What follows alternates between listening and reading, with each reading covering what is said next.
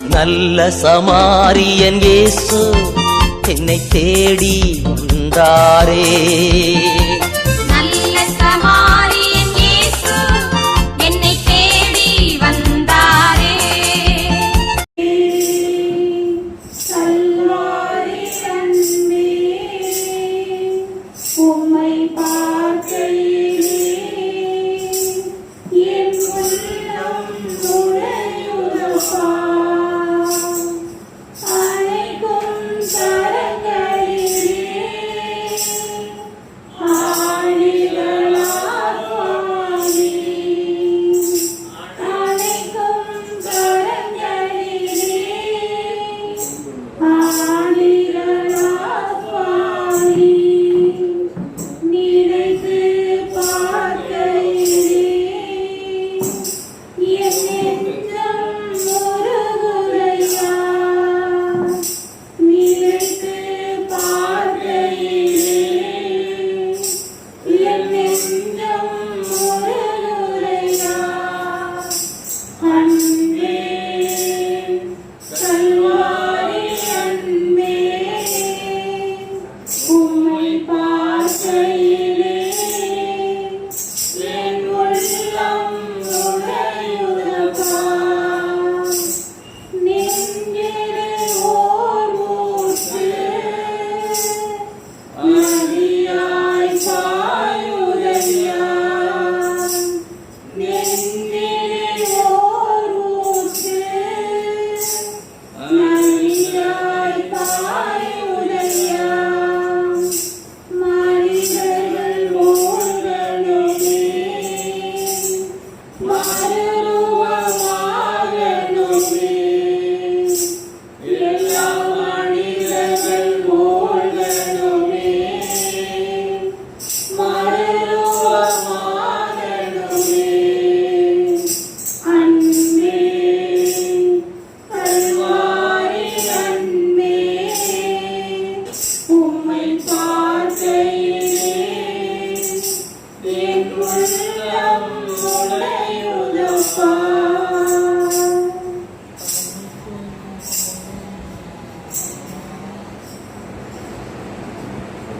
அப்பா பிதாவே அன்பான தேவா அருமை இரட்சகரே ஆவியானவரே எங்கள் அப்பா பிதாவே அன்பான தேவா அருமை இரட்சகரே ஆவியானவரே எங்கோ நான் வாழ்ந்தேன் அறியாமல் அலைந்தேன் என் நேசர் தேடி வந்தீர். எங்கோ நான் வாழ்ந்தேன் அறியாமல் அலைந்தேன் என் நேசர் தேடி வந்தீர். நெஞ்சார அணைத்து முத்தங்கள் கொடுத்து நிழலாய் மாறிவிட்டீர். நெஞ்சார அணைத்து முத்தங்கள்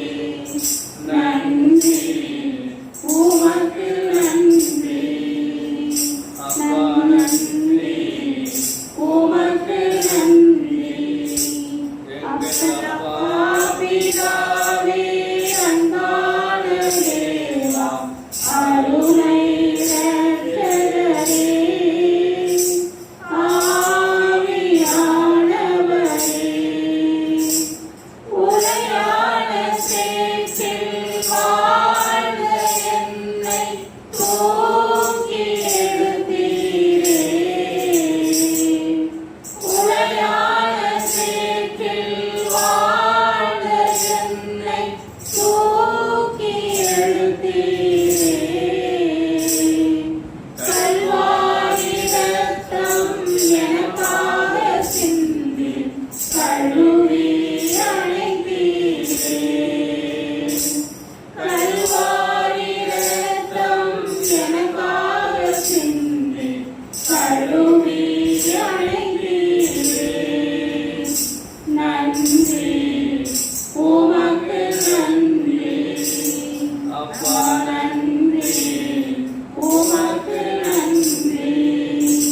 எங்கள் அப்பா பிதாவே, அன்பான தேவா, அருமை இரட்சகரே, ஆவியானவரே, இரவும் பகலும் ஐயா கூட இருந்து எப்போதும் காப்பவரே. இரவும் பகலும் ஐயா கூட இருந்து எந்நாளும் காப்பவரே.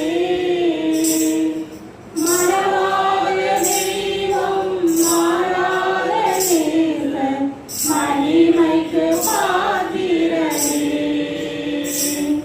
மறவாத தெய்வம், மாறாத நேசர், மகிமைக்கு பாத்திரரே. நன்றி உமக்கு நன்றி அப்பா, நன்றி உமக்கு நன்றி. எங்கள் அப்பா பிதாவே, அன்பான தேவா, அருமை இரட்சகரே, ஆவியானவரே, ஒன்றை நான் கேட்டேன், அதையே நான் தேடி ஆர்வமாய் நாடுகிறேன். ஒன்றை நான் கேட்டேன், அதையே நான் தேடி ஆர்வமாய் நாடுகிறேன். உயிரோடு வாழும் நாட்களெல்லாம் உம்படி செய்திடுவேன். உயிரோடு வாழும் நாட்களெல்லாம் உம்படி செய்திடுவேன். நன்றி உமக்கு நன்றி அப்பா, நன்றி உமக்கு நன்றி. எங்கள் அப்பா பிதாவே, அன்பான தேவா, அருமை இரட்சகரே, ஆவியானவரே.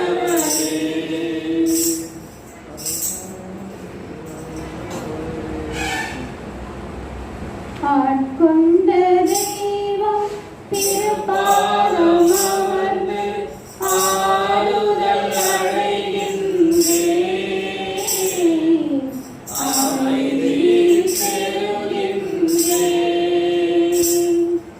ஆட்கொண்ட தெய்வம் திருப்பாதம் அமர்ந்து ஆறுதல் அடைகின்றேன். அமைதி பெறுகின்றேன். புயல் வீசும் கடலில் தடுமாறும் படகை தாங்கிடும் நங்கூரமே. புயல் வீசும் கடலில் தடுமாறும் படகை தாங்கிடும் நங்கூரமே.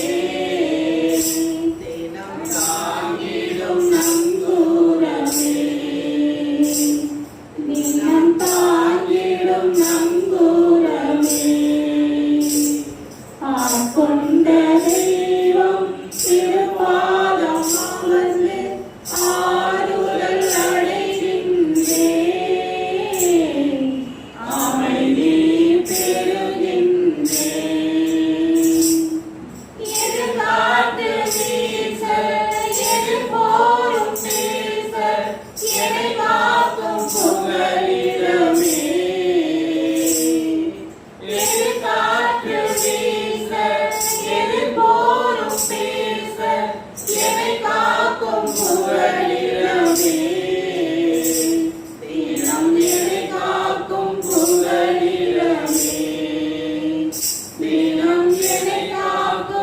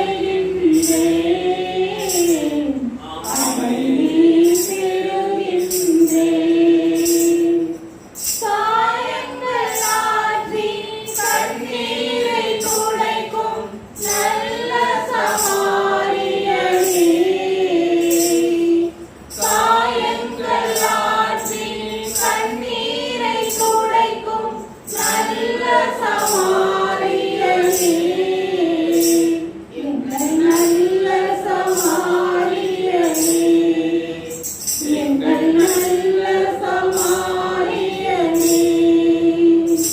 ஆட்கொண்ட தெய்வம் திருப்பாதம் அமர்ந்து ஆறுதல் அடைகின்றேன் அமைதி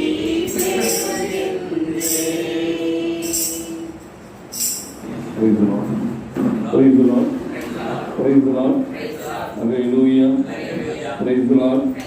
இயேசு நல்லவர், இயேசு வல்லவர், இயேசுவே ஆண்டவர், இயேசு மீட்பர், இயேசு இரட்சகர், இயேசு உன்னதர், இயேசு உயர்ந்தவர், இயேசு வாக்கு மாறாதவர், இயேசு வாழ்வளிப்பவர், இயேசு விடுதலை அளிப்பவர், இயேசு நமக்காக பரிந்து பேசுகிறவர், இயேசு நம்மை பாதுகாப்பவர், இயேசுவின் ரத்தம் ஜெயம், இயேசுவின் ரத்தம் ஜெயம், எதிரியை துரத்திலும் இயேசுவின் ரத்தம் ஜெயம், என்னாலும் சுகம் தரும் இயேசுவின் ரத்தம் ஜெயம், பாவங்கள் போக்கிலும் இயேசுவின் ரத்தம் ஜெயம், பரிசுத்தமாக்கிலும் இயேசுவின் ரத்தம் ஜெயம், சாபங்கள் நீக்கிடும் இயேசுவின் ரத்தம் ஜெயம், சமாதானம் தந்திரும் இயேசுவின் ரத்தம் ஜெயம், விடுதலை தருகின்ற இயேசுவின் ரத்தம் ஜெயம், வெற்றி மேல் வெற்றி தருகின்ற இயேசுவின் ரத்தம் ஜெயம், பலன் நீக்கி பலவானாய் மாற்றிடும் இயேசுவின் ரத்தம் ஜெயம், நமக்காய் பரிந்து பேசுகின்ற இயேசுவின் ரத்தம் ஜெயம், நம்மை பாதுகாக்கின்ற இயேசுவின் ரத்தம் ஜெயம், நீதிமான் ஆக்கிடும் இயேசுவின் ரத்தம் ஜெயம், நித்திய ஜீவன் தரும் இயேசுவின் ரத்தம் ஜெயம், பிளவுகள் போக்கிடும் இயேசுவின் ரத்தம் ஜெயம், பிரிவினை நீக்கிடும் இயேசுவின் ரத்தம் ஜெயம், ஒப்புரவாக்கிடும் இயேசுவின் ரத்தம் ஜெயம், ஒருமனமாக்கிடும் இயேசுவின் ரத்தம் ஜெயம், கண்ணீரை துடைக்கும் இயேசுவின் ரத்தம் ஜெயம், கரம் பிடித்து நடத்தும் இயேசுவின் ரத்தம் ஜெயம், ஆவி ஆத்மா சரீரங்களை பரிசுத்தமாக்கிடும் இயேசுவின் ரத்தம் ஜெயம். ஸ்தோத்திரம் ஆண்டவரே, நன்றி கூறி ஜெபிக்கிறோம். ஆசீர்வதிக்கப்பட்ட நேரத்திற்காக உமக்கு நன்றி கூறுகிறோம். ஆசீர்வதியும் தொடர்ந்து வழி நடத்தும். நாம் சொல்ல உமக்கே ஸ்தோத்திரம் என்று சொல்லுங்கள்.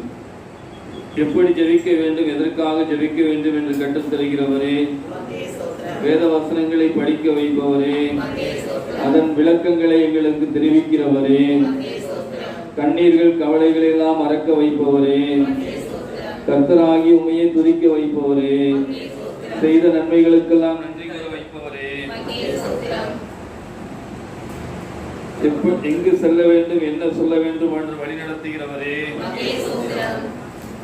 விருப்பம் இல்லாத இடங்களுக்கு செல்லாமல் எங்களை தடுத்து நிறுத்துகிறவரே, எதிரிகளின் சூழ்ச்சிகள் சாத்தானின் தீக்கணையிலிருந்து விடுதலை தருகிறவரே, உடல் சோர்வு வசதிகள் பலவீனங்களை எல்லாம் போக்கி உற்சாகத்தால் நிரப்புகிறவரே, வானம் திறந்து வெண்புறா போல இறங்கி வருகின்ற ஆவியானவரே, யோர்தான் நதிக்கரை அனுபவங்களை தருகிறவரே, மறுபடியும் எங்களை பிறக்க வைப்பவரே, மறுரூபமாக மாற்றுகிறவரே, பாவங்கள் சாபங்கள் அனைத்தையும் நீக்குகிறவரே, பரிசுத்த வாழ்வை நோக்கி வழிநடத்துகிறவரே, வரங்கள் கனிகள் பொழிகிறவரே, வல்லமையோடு வாழ வைப்பவரே, அற்புதங்கள் அதிசயங்கள் காணச் செய்கிறவரே, சாட்சியாக நிறுத்துகிறவரே, சத்தியத்தை போதிக்கிறவரே, ஜெப ஆவி ஊற்றுகிறவரே, ஜெபிக்க தூண்டி எழுப்புகிறவரே, ஸ்தோத்திர பலி விண்ணப்ப ஜெபம் ஏறெடுக்க செய்கிறவரே, தானியேல் போல 3 வேளை ஜெபிக்க வைப்பவரே, திறப்பின் வாசலில் நிற்க வைப்பவரே, தேசத்திற்காய் கதற வைப்பவரே, வாதை உந்தன் கூடாரத்தை அணுகாது என்று சொன்னவரே, தீங்கு உமக்கு நேரிடாது என்று சொன்னவரே, உன்னதமானவரே, உயர்ந்தவரே,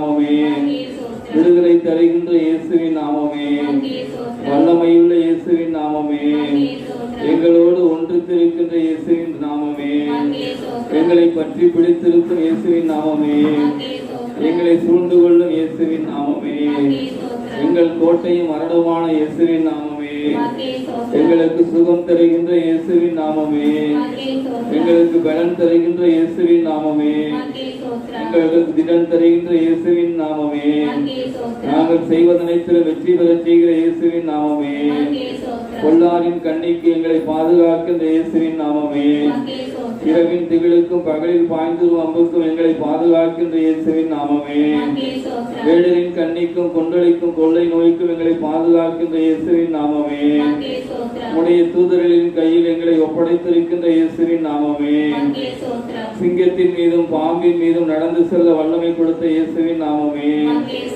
எங்கள் மன்றாட்டை கேட்கின்ற இயேசுவின் நாமமே, எங்கள் மன்றாட்டை கேட்டு எங்களுக்கு பதிலளிக்கின்ற இயேசுவின் நாமமே, உடைய கண்கள் உலகமெங்கும் நோக்கி பார்க்கின்ற இயேசுவின் நாமமே, உடைய செவிகள் எங்கள் மன்றாட்டை கேட்கின்ற இயேசுவின் நாமமே, எங்களுக்கு மீட்பளிக்கின்ற இயேசுவின் நாமமே, எங்களுக்கு நல்ல நிலைவாழ்வை தருகின்ற இயேசுவின் நாமமே, வணங்காதவர்களை வணங்க பண்ணுகின்ற இயேசுவின் நாமமே, குளிர் போக்குகின்ற இயேசுவின் நாமமே, இயேசு கிறிஸ்து என்ற நாமமே, பரிசுத்த நாமமே, யோசனையில் பெரிய இயேசுவின் நாமமே, செயல்களிலே பெரிய இயேசுவின் நாமமே, கண்மணி போல் காக்கின்ற இயேசுவின் நாமமே, கழுகு போல சுமக்கின்ற இயேசுவின் நாமமே, சிலுவையினால் மீட்ட இயேசுவின் நாமமே, சிறகுகளால் மூடுகின்ற இயேசுவின் நாமமே, வழிநடத்து விண்மீனான இயேசுவின் நாமமே,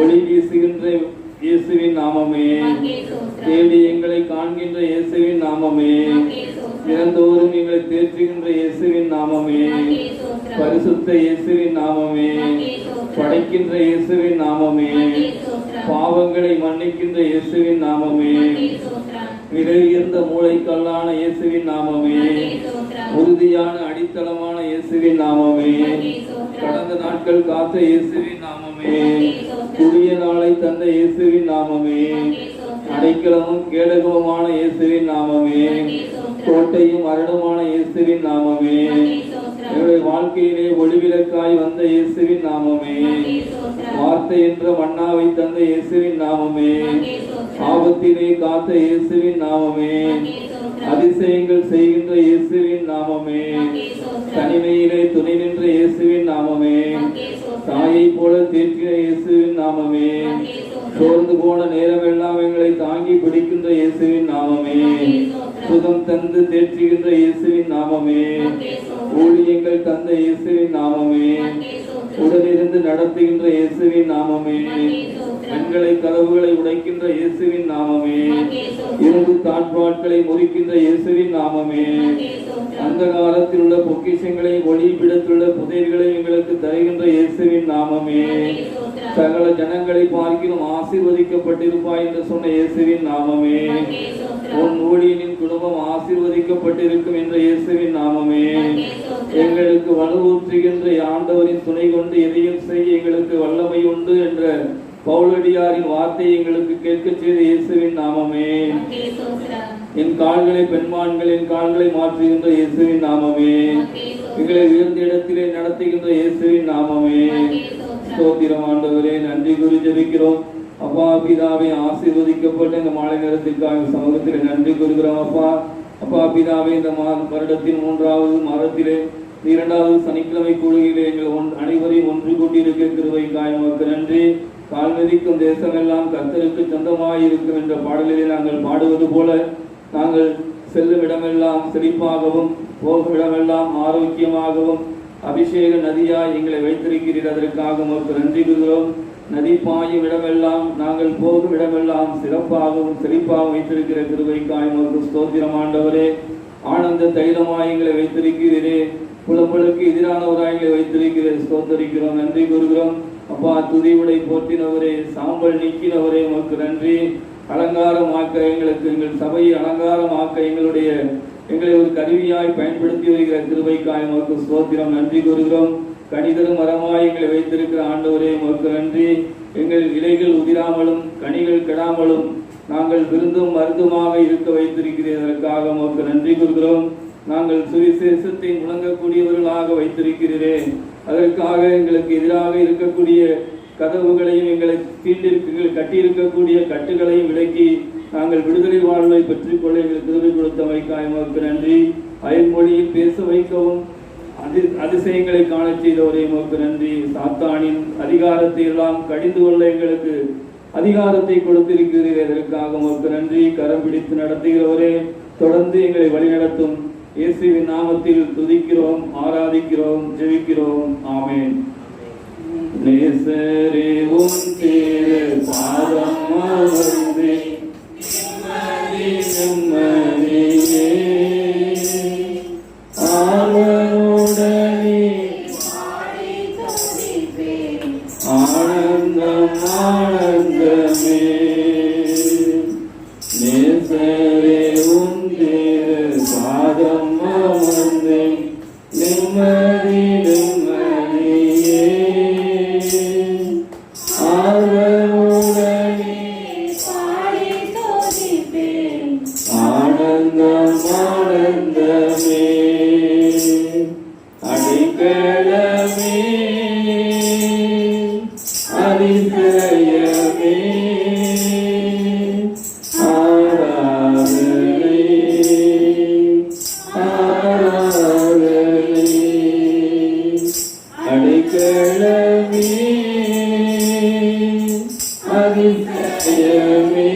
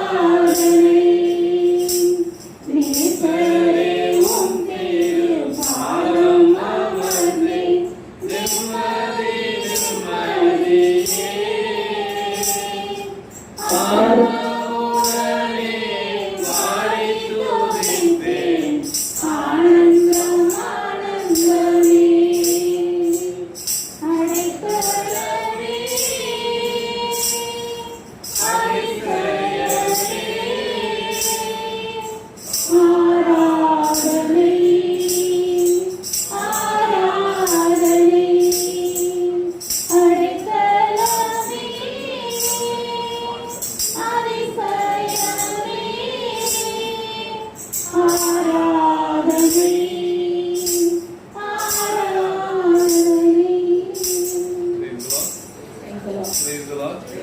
Praise the Lord. Praise the Lord. Praise the Lord. Praise the Lord. இயேசுவுக்கே புகழ். இயேசுவுக்கே புகழ். இயேசுவுக்கே நன்றி. இயேசுவுக்கே நன்றி. மரியே வாழ்க. மரியே வாழ்க. Praise the Lord. Praise the Lord. Praise the Lord. Praise the Lord. எப்பவும் போல ஒரு கேள்வி இன்றைக்கு, மரண நேரத்தில் யாரெல்லாம் ஜெபித்தது? மரண நேரத்தில் ஜெபித்தவர்கள் யார்? சாக போகும் வேளையில் யாரெல்லாம் ஜெபம் பண்ணாங்க? இயேசு. என்ன மகன் திரும்பி பார்க்க பார்க்க இயேசு. அப்புறம் வேற யாரு? இயேசு என்ன ஜெபம் பண்ணாரு?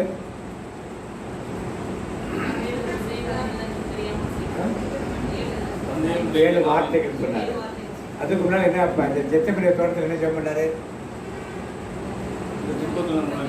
துன்பக்காலம் என்னை விட்டு ஆனால் என் விருப்பம் அல்ல. அப்புறம் வேற யாரும் மரண வேளையில் ஜெபம் பண்ணாரு? எசேக்கியேல் ராஜா என்ன ஜெபம் பண்ணாரு?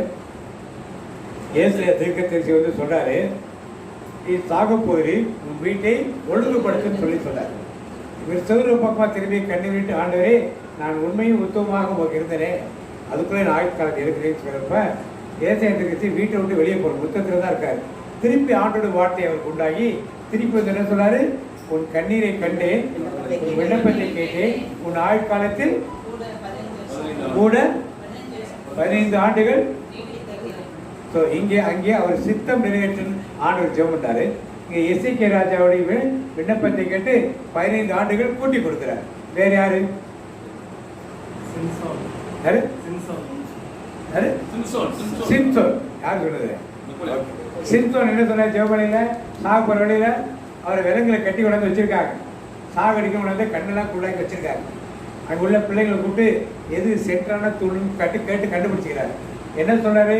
ஆண்டவரே, நான் ஒரு விஷயம் இதை பலப்படுத்தும், நான் இந்த தூணை அசைப்பேன், எல்லாரோடையும் சேர்த்து நான் என்ன பண்ணுவேன்? ஏன் அது மாதிரி ஜெபம் பண்ணா? எல்லாரும் சாகணும், நான் மட்டும் உயிர் படைக்கணும் ஜெபம் பண்ணிக்கலாம்ல?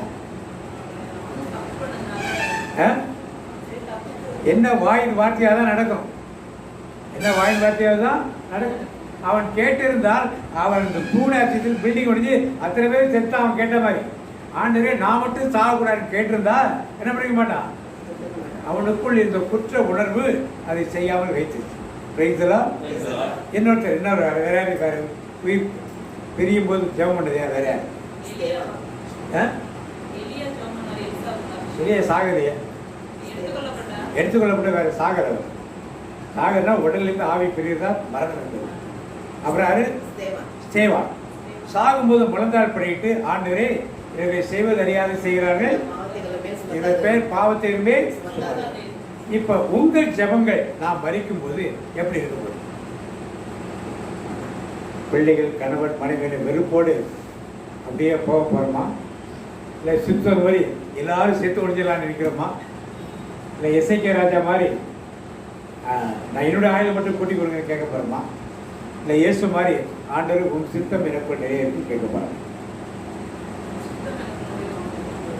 நிறைய பேருக்கு ஒரு சித்தம் நிறைவேற்றிருக்காரு, மற்றவங்களுக்கு எல்லாருக்கும் அதேதான். சரி, நல்லது. Praise the Lord. இன்றைக்கு தான் ஆண்டோட வார்த்தை கொண்டு இயேசுவும் யோனாவும் உயிர் தெழுதலும் என்ற தலைப்பிலே யோனாவும் இயேசுவும் உயிர் தெழுதலும். யோனாவுக்கு இயேசுக்கு என்ன தொடர்பு? உயிர் தெழுதலுக்கும் என்ன தொடர்பு? யோனா 3 நாள் வாசிப்போம். மத்தேயு செய்தி 12ஆம் அதிகாரம் 41ஆம் வசனம் வாசிப்போம்.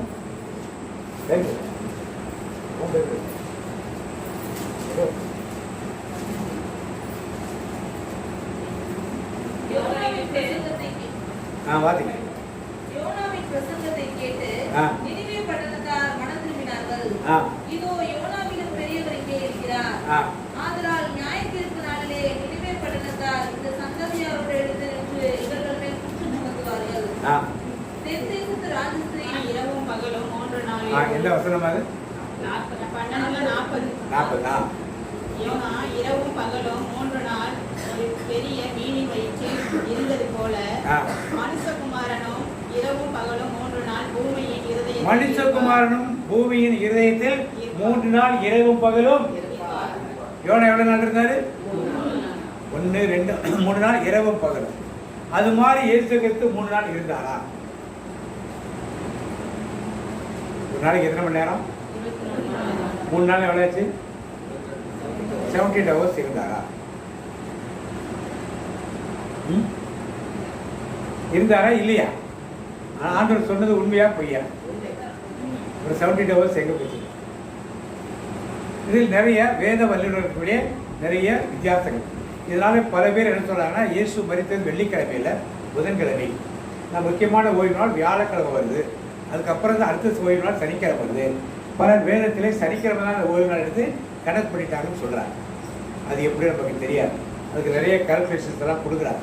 அவர் இறந்தது புதன்கிழமை தான், அதனால தான் உயிர் நாள் தள்ளி வருது அப்படின்னு சொல்லி சொல்றாங்க. 3 நாளைக்கு அப்போ தான் கரெக்டாக வருதுன்னு சொல்றாங்க. இந்த கத்தோலிக்க தெரிஞ்சுக்கிற என்ன விளக்கம் கொடுக்குறாங்கன்னா, யூதருடைய நாள் சாயங்காலத்தில் ஆரம்பிக்கும். ஏன்னா அவங்க பகலில் போய் எகிப்து மக்களுக்கு வேலை செய்வார்கள். அவங்க வேலையை பார்க்குறதுனா அவங்க கல்யாணம் நிச்சயதார்த்தம் எல்லாமே எப்போ நடக்கும்? சாயந்தரத்தில் தான் நடக்கும், ராத்திரியில் தான் நடக்கும். அவங்க வீட்டு வயல் வேலைக்கு போகிறது எல்லாமே ராத்திரியில் தான் நடக்கும். சாயந்தரம் 5 மணிக்கு இருந்தால் வேலை செய்வாங்க அவங்க சொந்த வயலில். பகல் நேரம் போல் அவளுக்கு போய் வேலை செய்வாங்க. ஆனால் அவங்களுக்கு நாள் வந்து சாயந்தரம் 6 மணிக்கு தான் தொடங்கும். அப்போ இயேசு திருவிழம் இருக்கிறது வெள்ளிக்கிழமை என்றால், வெள்ளிக்கிழமை சாயந்தரம் 6 மணிக்கு தான் வியாழக்கிழமையே முடியுது. வியாழக்கிழமையே முடியுது. வெள்ளிக்கிழமை எத்தனை மணிக்கு ஆரம்பிக்குது? சாயந்தரம் 6 மணிக்கு தான் ஆரம்பிக்கும். அப்போ அவர்கள் கணக்குப்படி, நமக்கு திருச்சபையில் சொல்ல கணக்குப்படி வியாழக்கிழமை ஒரு நாள் கணக்கு. 3 மணிலேருந்து வியாழக்கிழமை கணக்கு. 6 மணிலேருந்து அடுத்த சனிக்கிழமை 6 மணி வரைக்கும், வெள்ளிக்கிழமை 24 மணி நேரம். அது ஒரு நாள் 2 நாள் கணக்கு. சனிக்கிழமை சாயந்தரத்திலிருந்து ஞாயிற்றுக்கிழமை சாயந்தரம் வரைக்கும் சனிக்கிழமை கணக்கு. அது சனிக்கிழமை பாதி நாளைக்கு மேலே வந்துடுது. விடியற் காலையில் உயிர் தருதார். இப்போ ராத்திரி 12 மணிக்கெலாம் உயிர் தரலை. யார் போய் 12 மணிக்கு ஒரு உயிர் தருதார் பார்த்தது? எல்லாம் விடியற் காலை என்ன சொல்கிறாங்க? வியாழக்கிழமை ஒரு நாள், வெள்ளிக்கிழமை ஒரு நாள், சனிக்கிழமை ஒரு நாள் கணக்கு பண்ணி 3 நாளைக்கு கணக்கை திருச்சபை விளக்க சொல்றாரு. எது எப்படி இருக்குதோ அது 24 புதன்கிழமையில இருக்கிறோமோ வெள்ளிக்கிழமை இருக்கிறோமோ, நமது உண்மை என்ன? நமக்கு யார் உயிர் தெரிந்தது உண்மை? அதுதான் நமக்கு. இயேசு உயிர் தெரிந்தது என்னது? சொன்னபடி உயிர் தெரிந்தார். சொன்னபடி உயிர் தெரிந்தார். அதிகாலையில் பெண்கள் கல்லறைக்கு போகும் பொழுதுதான் ஏற்கனவே கல்லறை புரட்டப்பட்டிருப்பதையும் வானதூர் உட்கார்ந்திருப்பதையும் பார்த்து ஏற்கனவே உயிர்த்து விட்டார் சொன்னார். ஆனால் நாமெல்லாம் ஏன் போய் ராத்திரி கொண்டாடுறோம்னு தெரியுது. ராத்திரிக்கு பாஸ்கா திருவிழா, சின்ன பையனா இருக்கப்பெல்லாம் பாஸ்கா திருவிழிப்பு ராத்திரியில் 10 மணிக்கு ஆரம்பித்து 12 மணி 1 மணிக்கு முடிப்பாங்க. அந்த கடந்து போதல், செங்கநிலை கடந்து போதல் நிகழ்ச்சி இரவு நடந்து செய்வாங்க. அப்புறம் எல்லாரும் தூங்க சொல்லி காலையில் 4 மணிக்கு திருப்பலியை ஆரம்பிப்பாங்க, இல்லை 5 மணிக்கு ஆரம்பிப்பாங்க. இதான் நான் சின்ன பிள்ளையா இருந்தப்ப 1964, 65, 66 பட்டுக்கோட்டையில் இருந்தப்போ இதுதான் நான் பார்த்துருக்கோம். நான் திருப்பி அங்கே தங்கிட்டு காலையில் பூசை நடக்கும். அந்த 3 மணி நேரத்தில் பாஸ்கா போடுவாங்க, நாடகம் போடுவாங்க. பார்த்துட்டு 5 மணிக்கு பூசை ஆரம்பிப்பாங்க. அப்படிதான் இருக்குது. இப்போ காலப்போக்கில் எல்லாம் பண்ணிட்டுனா நைட் மாஸ் ஆயிடுச்சு. இரவில் 12 மணிக்கு ஆண்டவர் உயிர்த்தவில்லை, அதுவும் உண்மை. ஆனால் ஆண்டவர் உயிர்த்தெழுந்தார் என்பது உண்மை. மக்களின் வசதிக்காக ராத்திரி வரை அப்படியே பூசையை பார்த்துட்டு போயிட்டாங்கன்னா ஒரே தான் தூங்கிட்டு அப்படிங்கிறதுக்காக வைத்திருக்கிறார்கள். இன்னைக்கு யோனா 3 நாள் மீனில் வைத்து உயிரோடு இருந்தாரா, செத்து போய் இருந்தார்? இயேசு என்ன சொல்றார்? யோனாவை போல நானும் பூமியில் வைத்து எப்படி இருப்பேன்? அப்ப இயேசு உயிரோடு இருந்தாரா பூமியில் வைக்கல?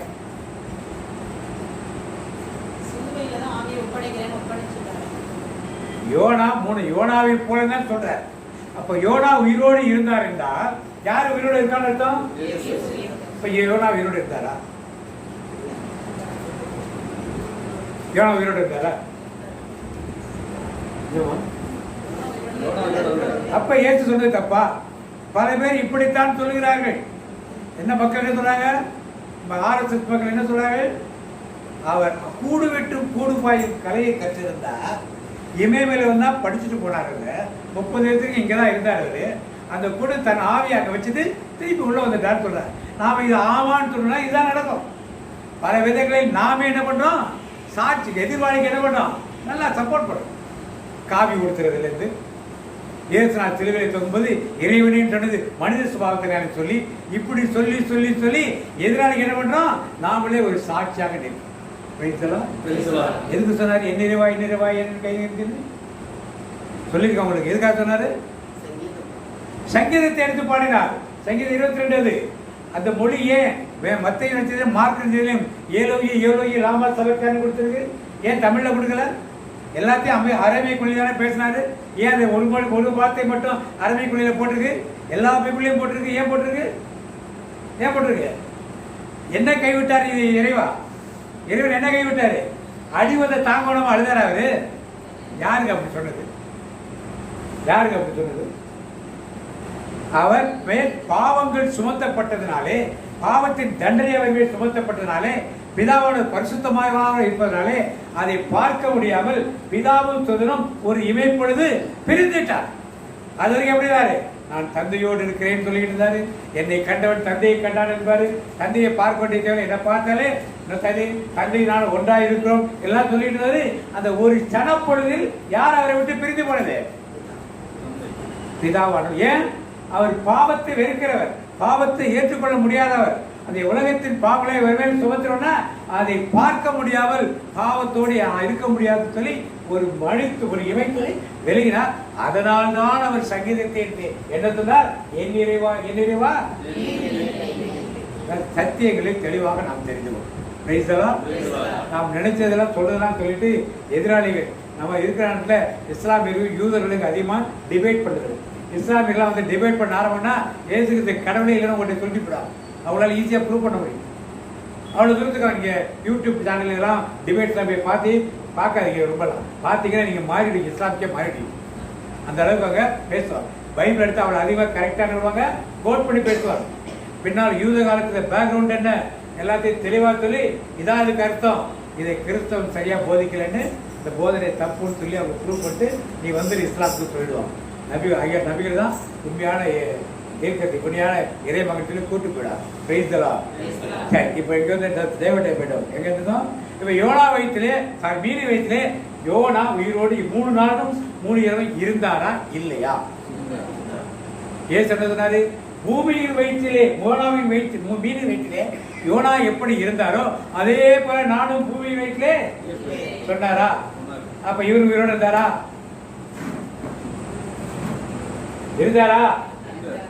ஏசு உயிரோடு இருந்தாரா? மரித்தது உண்மையா? பிலாத்து சாட்சி கொடுக்கறாங்க, என்னது? இறந்துட்டார். விழாவில் குத்தி பாக்குறாங்க, செத்துட்டாங்க பாக்குறாங்க.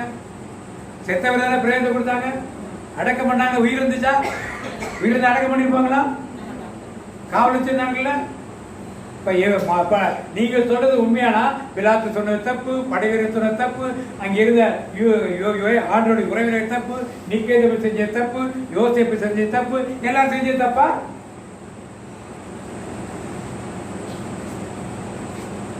இப்ப யோனா உயிரோடு இருந்தாரா இல்லையா?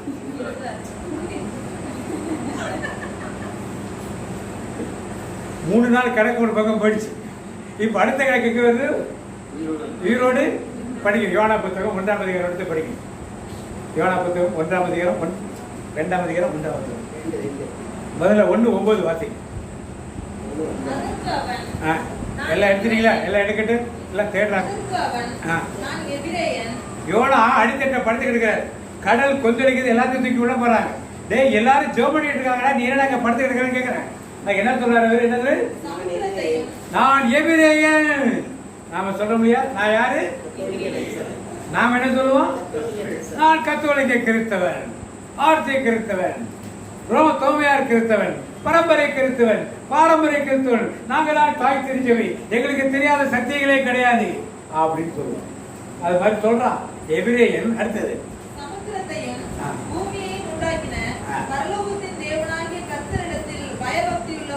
என்ன அவனுக்கு?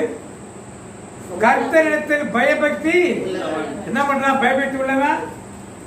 அவர் நினிவேக்கு போன்னு சொன்னா மிக போறான். போயிட்டு என்ன சொல்றான் அவன்?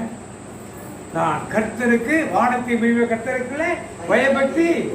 நாம சொல்றோம் இல்லையா? நாங்க கிறிஸ்தவங்க. என்ன உள்ளவங்க? ஆனா யார் சொல்றத கேட்க மாட்டோம், கடவுள் சொல்றத மட்டும் கேட்க. ஆனா நாங்க எப்படி பண்றவங்க? அதான் சொல்றாரு யோனா, நான் பயபக்தி உள்ளவன், வானத்தை பூமியை படைத்த கடவுளே பிள்ளைனா. அடுத்தது வாசிங்க. எங்க விலகி? விலகி ஓடி போகிறவன் என்று தங்களுக்கு அறிவித்ததினால் அந்த மனுஷர் மிகவும் பயந்து அவனை நோக்கி. சரி, இப்ப என்ன பண்ணாங்க எல்லாரும்? ஆண்டவரை விட்டு விலகி போகிறான்னு சொல்லி அவங்க பயப்பட்டார்கள். நீ எந்த தெய்வத்தை வணங்குறாரு வேற, நீ தெய்வத்தை விட்டு விலகி போகிறது அந்நிய தெய்வத்தை வழிபட வேண்டவர்கள். இன்னைக்கு உங்களையும் என்னையும் பார்த்து அந்நிய தெய்வத்தை வழிபட என்ன பயப்படுறாங்க? எதுக்கு பயப்படுறாங்க? எதுக்கு பயப்படுறாங்க? இவனை மாதிரி நான் எபிரேயன், நான் கிறிஸ்தவன், வானத்தையும் பூமியும் படைத்த கடவுளுக்கு பயபக்தி உள்ளவன், அதனால என்ன தூக்கி என்ன பண்ணீங்க? மோட்டை எல்லாரும் பயப்படுவாங்களா இல்லையா? நம்ம பார்த்து பயப்படுவாங்க இல்லையா? இப்படிப்பட்டதாக யோனா இருந்தார். யார் மாதிரி இருந்தாரு? உங்களையும் என்னையும் போல யோனா அன்றைக்கு என்ன பண்ணாரு? இருந்தார். இப்ப 2ஆம் அதிகாரம் 1ஆம் வசனம் வாசிப்போம். அந்த மீனின் வயிற்றிலிருந்து யோனா தன் தேவனாகிய கர்த்தரை நோக்கி விண்ணப்பம் பண்ணி. மீனின் வயிற்றிலிருந்து யோனா பாருங்க, இந்த முதல் வசனம் கடைசியா வந்திருக்கும். இவர் மீனில் வயிற்றுக்குள்ள பேசுறார். என்ன பேசுறாரு பாத்தீங்க? என் நெருக்கத்தில் நான் கர்த்தரை நோக்கி கூப்பிட்டேன். என்ன நெருக்கம் வந்துச்சு அவருக்கு? கடல்ல தூக்கி உள்ள போட்டார். என் நெருக்கத்தில் கர்த்தரை நோக்கி நான் கூப்பிட்டேன், அவர் எனக்கு உத்தரவு அருளினார். நான் பாதாளத்தின் வயிற்றில் இருந்து கூப்பிட்டேன். எங்க இருந்து கூப்பிட்டாரா? யாருங்க பாதாளத்துக்கு போவா? யார் பாதாளத்துக்கு போவா? அவர் எங்க போயிட்டாரு? போயிட்டார்ல, செத்துட்டார்ல. செத்துட்டாரா இல்லையா? செத்துட்டார். எப்படி செத்தான்னு சொல்றாரு பாருங்க. அடுத்தது, நீர் என் சத்தத்தை கேட்டீர். செத்து போனவரும் பாதாளத்திலே சத்தத்தை கேட்டீர். சமுத்திரத்தின் நடு மையமாகிய ஆழத்திலே. சமுத்திரத்தை எப்படி செத்தாரா? சமுத்திரத்தின் நடுமையமா ஆழத்திலே நீர் என்னை தள்ளி விட்டீர். அப்புறம் இவர் தூக்கி அவருக்கு தூக்கி போட்டார். என்ன சொன்னார் இவரு? நீர் என்னை தள்ளி விட்டீர். நீரோட்டம் என்னை சூழ்ந்து கொண்டது. நீரோட்டம், கடலுக்குள்ள இருக்க நீரோட்டம் சூழ்ந்து கொண்டது. நம்ம ஆத்துல இருக்க நீரோட்டத்தை சூழ்ந்து கொண்டாலே வெளியே வர முடியாது. கடல்ல உள்ள நீரோட்டத்தை வெளியே வர முடியுமா? முடியாது.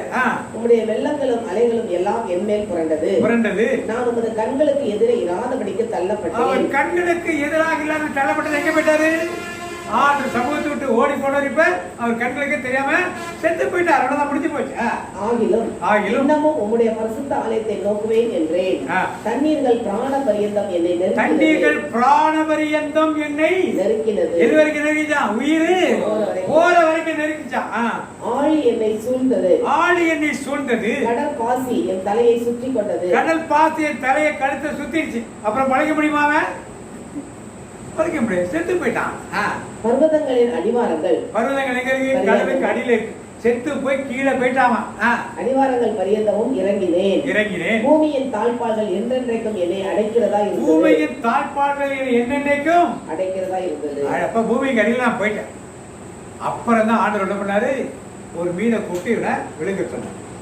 அப்புறம் அவனுக்கு மீண்டும் உயிரை கொடுத்து எங்க வந்து கக்க சொன்னாரு? கரையில் வந்து கக்க. இவர் வீட்டில் வயிற்றுக்குள்ள இருந்து இதெல்லாம் நினைச்சு பாக்க நடந்ததெல்லாம் நினைச்சு பார்த்தது. அப்ப யோனா செத்து போனாரா இல்லையா? நல்லா தெரிஞ்சிச்சு. ஆண்டு சொன்ன ஒரு வார்த்தை விட பொய்யா இருக்காது. பைபிள்ல எந்த தப்புமே இருக்காது. நிறைய பேர் இந்த கேள்வி, எப்படி 3 நாள் கணக்கு, 2 நாள் தான், அது 72 நாளே கணக்கு. அதை சொல்றதுக்கு ரெடியா இருக்கு. ஆனா நமக்கு தேவை உயிர் தெரிந்தால் அது சத்தியம். ஆனா ஆண்டவர் சொன்னது உண்மையாக தான் இருக்கு. எப்படி யோனாவை கம்பேர் பண்ணாரு? சரியா இருக்கு. யோனா 40 நாள் மக்கள் உயிர்த்து எழுந்த பின் எங்க போனாரு? நினிவே நகருக்கு போனார். ஏசுநாதர் உயிர் தெரிந்த பின் எத்தனை நாட்கள் இருந்தார்? யோனா எத்தனை நாள் பிரசங்கம் பண்ணாரு? எத்தனை பேர் ஊருக்குள்ள எவனா எல்லாரையும் பார்த்து சொல்லிட்டு போனாரா? என்ன பண்ணாரு? இந்த ஊர் என்ன பண்ணுங்க, நினிவே அழிக்கப்பட 40 நாள் என்ன பண்ண அழிக்கப்பட சொன்னார். ஏசு 40 நாள் எத்தனை பேரை சந்தித்தார் உயிர் தெரிந்த பிறகு? யாராவது ஒருத்தர் கரெக்டா சொல்லுங்க பார்ப்போம். Anyone? ஒரு 50 rupees? 50 rupees? 50 rupees? உயிர் தெரிந்தவர் எத்தனை பேரை சந்தித்தார் பரலோகத்துக்கு போறதுனால? 3 பேரையா? எத்தனை பேர் கணக்கு தான் எனக்கு வேணும். ஏன்? நம்மள எபிரேயர்கள் கர்த்தருக்கு பணிந்தவர்கள். 500 பேரை சந்தித்தார். எத்தனை பேர் ஏறக்குறைய? திருத்துறைப்படியில் எடுத்து பார்த்து பாருங்க. ஏறக்குறைய ஒரு 500 பேரை உயிர் தெரிந்த வீடு சந்தித்தார் என்று சொல்லப்பட்டது. அப்ப இது மாதிரி யோனா நிறைய பேரை உயிர் தெரிந்த வீடு சந்தித்தார். அதனால்தான் யோனாவையும் விவாதமாக யார் கொடுக்கிறார்? அவர் உயிர் தெரிதலுக்கு முன்னோடியாக யாரை கொடுக்கிறார்? யோனாவை கொடுக்கிறார். இப்ப யோனாவுக்கும் இவருக்குள்ள ஒற்றுமையை நாம் நல்லா தெரிந்து வைத்திருக்கோம். Praise the Lord. யாராவது கேட்டாங்கன்னா அவர் யோனா உயிரோட தான் இருந்தாரு அப்படின்னா இயேசு உயிரோட இருந்தாரு ஆயிப்படும். Praise the Lord. ஆனா அந்த தெளிவான ஒரு சத்தியத்தை தெரிந்து கொள்வோம். Praise the Lord. இப்ப இயேசு உயிர்த்தெழுதலை பத்தி பார்த்துட்டோம். 40 நாள். அடுத்தது இப்ப கடைசி நாள் திருவிருந்தை ஆண்டவர் வைக்கிறார். கடைசி நாள் திருவிருந்து என்ன சொல்லி கூப்பிடுறாரு? திருவிருந்துக்கு யாரை போய் ஏற்பாடு பண்ண சொன்னாரு? சீடர்களை போய் என்ன பண்ண, மேல் மாடிகளிலே ஒரு கம்பளை விரித்து வைத்திருப்பாங்க, அங்க போய் ஏற்பாடு பண்ண சொன்னாரா? பாஸ்கா என்றால் என்ன? கரெக்டா சொன்னீங்கன்னா 100 ரூபாய். பழைய ஏற்பாட்டில் பாஸ்கா திருவிழா எப்படி கொண்டாடினார்கள் கரெக்டா சொன்னா 500 ரூபாய் கொடுங்க. உங்களுக்கு யாருக்கு தெரியாதுன்னு நான் சேலஞ்ச் பண்ணேன். எப்படி செலிப்ரேட் பண்ணார்கள் கேட்டார். பாஸ்கா கடந்து போதல் தெரியும். எப்படி யூதர்கள் செலிப்ரேட் பண்ணார்கள், இயேசு எப்படி இருந்து அதை மாற்றினார், யூதர்கள் எப்படி செலிப்ரேட் பண்ணார்கள், எல்லாம் யூத பாரம்பரியத்தை வந்ததுதான். யூதர்கள் எப்படி செலிப்ரேட் பண்ணார்கள் இதை நம்ம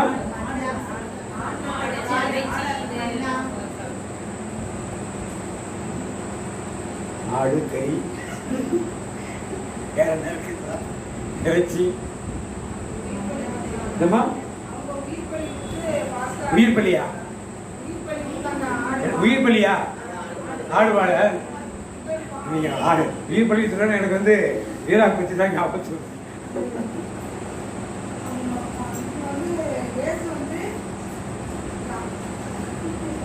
இயேசுவே கேட்கல யூதர்கள் எப்படி பாஸ்காவை செலிப்ரேட் பண்ணார்கள்.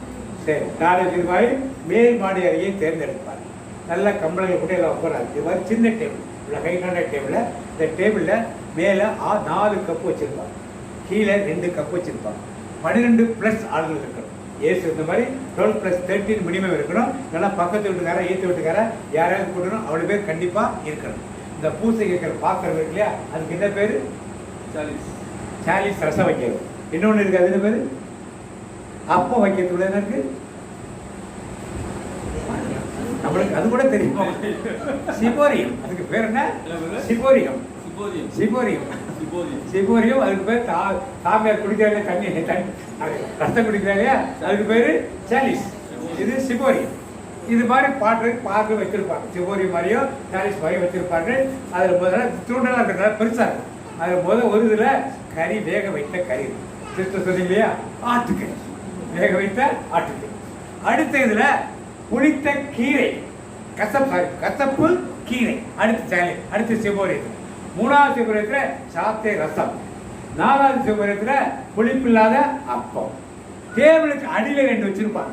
2 ஒன்று என்ன பண்ணிருப்பாங்க, உப்பு தண்ணீர் கலந்த ஒரு சிபோரி, ஒரு கப்பு. நம்ம சொன்ன ஒரு கப்புன்னு சொல்லிக்கலாம். அவங்க அந்த மாதிரி பயன்படுத்துறாங்க.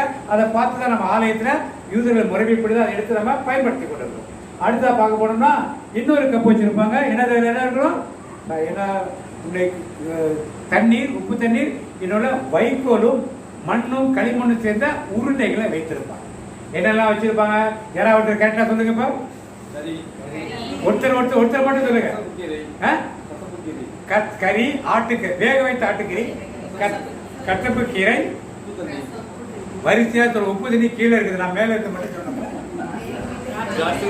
திராட்சை ரசம், அப்பம், புளிப்பில்லாத அப்பம். அப்புறம் கீழே என்ன வச்சிருப்பாங்க? உப்பு தண்ணி, வைக்கோலும் மண்ணும் களிமண்ணும் கலந்து. இது எதுக்கு அவங்க வச்சிருக்காங்கன்னா, எல்லாம் வச்சு இப்படி கூட அவங்க ஜெபங்கள் எப்படி இருக்கு பாருங்க. வச்சதுன்னா இந்த மாதிரி சின்ன பையன் வந்து ஏஞ்சி வருவோம். இது என்னன்னு கேட்போம். அவனை கூப்பிட்டு அனுப்பாங்க, அம்மா அனுப்பாங்க. அது போய் என்னன்னு கேட்டாங்க. இது என்ன அப்படின்னு வந்து கேட்போம். உடனே பெரியவர் தெரிஞ்சுக்கிறார், வயசானவரை பெரியவரை தெரிஞ்சு வந்து இது என்னன்னா, அந்த காலத்திலே யூதர்கள் எகிப்தில் அடிமைத்தனமாக இருந்த பொழுது என்ன பண்ணாங்க, எல்லாரும் முதலுக்கு தெரிஞ்சது வேக வைத்த கறி. பாஸ்கா அன்னைக்கு வேக வைத்த ஆட்டுக்கறியை எல்லாரும் மட என்ன பண்ணாங்க, சாப்பிட்டாங்க. நல்லா தூரமா நடந்து போறதுக்கு ஏதாவது உடல்ல வலு இருக்கிறதுக்காக நல்லா சாப்பிட்டு இருக்கு. ஞாபகத்தை எதை வச்சிருக்கோம், கறி. அடுத்து இன்னொரு பையன் வரும், அந்த மாதிரி பையன். இது என்னத்துக்கு கீரை வச்சிருக்கேன், இது நல்லா ரொம்ப நேரம் எக்ஸ்பிளைன் பண்ணுவாங்க. நான் சொன்ன மாதிரி 2 வரையில் நம்மளுக்கு தெரியுங்க. அவங்களுக்கு தெரிஞ்சாலும் தெரியாவிட்டாலும் யூதர்கள் முழுசா அந்த கதையே சொல்லுவாங்க. என்ன நடந்தது கதையெல்லாம் சொல்லி எதுக்காக வேக வச்சு ஆட்டுக்குட்டி ரத்தம் பூத்துனாங்க, கதவுல பூத்துனாங்க, ஜன்னல பூத்துனாங்க, எல்லாத்தையும் விலாவாரியா என்ன பண்ணாரு அந்த பையனுக்கு எக்ஸ்பிளைன் பண்ணி அவர்களுக்கு பைபிள் நல்லா தெரிய ஆரம்பிச்சு. பாஸ்கானா என்னன்னு தெரியாது. அடுத்த பையன் வந்து இதுக்கு கீழே வச்சிருக்கீங்க கேட்டோன்னா கசப்பான அனுபவங்கள் எங்களுக்கு எங்க கிடைச்சது எகிப்தில் எங்களுக்கு என்ன அனுபவங்கள் எப்படி இருந்தது? கசப்பான அனுபவங்கள். வீட்டில் நோயா இருந்தாலும் வேலைக்கு போகணும், உடல் வலியா இருந்தாலும் வேலைக்கு போகணும், அவங்களுக்கு அடியை வாங்கிக்கணும், பகலுக்குள்ள அவனுக்கு வேலை செய்யணும், ராத்திரி தான் வந்து வேலையை பார்க்கணும், நம்ம வீட்டில் சமைக்கிறது ராத்திரி தான் சமைக்கணும். இப்படிலாம் கஷ்டப்பான வாழ்க்கையை ஆண்டவர்கள் கொடுத்திருந்தாலே ஞாபகப்படுத்திருக்காத கஷ்டப்பான கேரி வச்சு. இன்னொரு பேர் அடுத்து பொம்பளை பிள்ளை யாராவது 2 அடுத்தது பொம்பளை பிள்ளை வந்து இது என்ன 3வது இது அப்பம், புளிப்பில்லாத அப்பம். பாஸ்கா அன்னைக்கு புளிப்பில்லாத அப்பத்தை எடுத்துட்டு போங்க, அதை நீங்க போற வரைக்கும் சாப்பிடுங்கன்னு சொன்னாரு. நாங்கள் செங்கடலை கடந்து போற வரைக்கும் என்ன சாப்பிட்டோம்? புளிப்பில்லாத அப்பத்தை நாங்கள் சாப்பிட்டோங்கிறது ஞாபகத்தமா அந்த அப்பத்தை. அடுத்து இன்னொரு பொண்ணு வந்து இது என்ன ரசம் வச்சிருக்கேன்னு கேட்டா, எங்க தாகத்துக்கு குடிப்பதற்கு திராட்சை ரசத்தை பிழிந்து வைத்து எங்களை குடிக்க சொன்னார் அப்படின்னு சொல்லி அடையாளத்தைங்க. அப்புறம் கடைசியா 2 வாலிபர்கள் வருவாங்க. இது என்ன அங்க கீழே 2 வச்சிருக்குன்னு ஒருத்தர் வந்து முதல்ல இதை கேட்போம். இது உப்பு தண்ணி. என்னது உப்பு தண்ணி? அப்ப நீங்க என்ன புரிஞ்சுக்கிறீங்க? என்ன புரிஞ்சுங்க? இல்ல தூய்மை அடையாளமா? இல்ல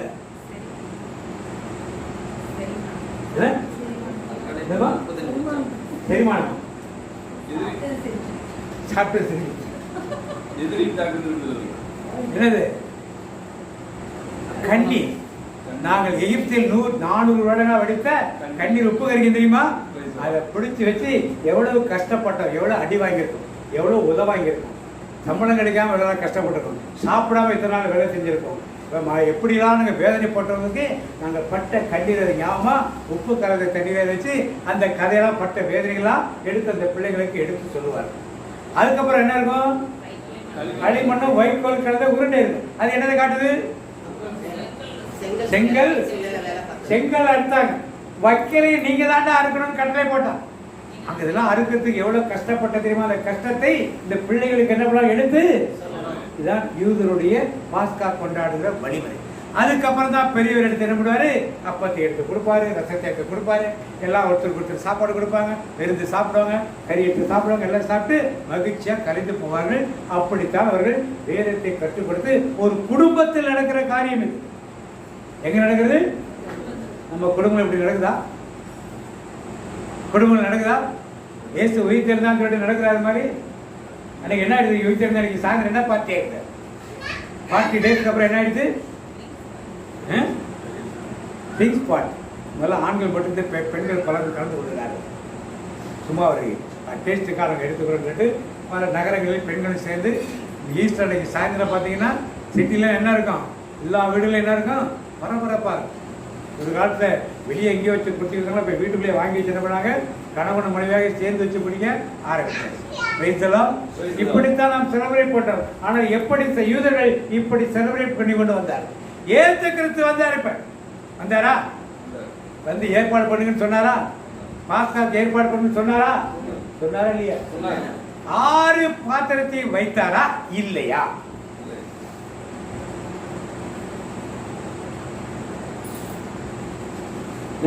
யாரும் பதில் சொல்லுங்க. எத்தனை பாத்திரத்தை அவர் வச்சாரு? எதிரடியை வச்சாரு? ஏன் வச்சார்? மீதியே விட்டாரு. அவர் யூதர் தானே, மீதி எதுக்கு விட்டாரு? அவர் வைத்திருந்த 2 பாத்திரம் கரெக்ட். என்னது? ஒன்று அப்பம், இன்னொன்னு ஏன் மற்றதெல்லாம் அவர் விட்டு வேண்டாம் விட்டார்.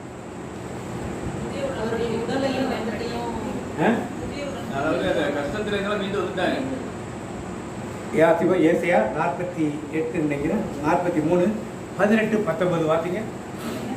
ஏசையா 43, 18, 19. முந்தினவைகளை நினைக்க வேண்டாம்.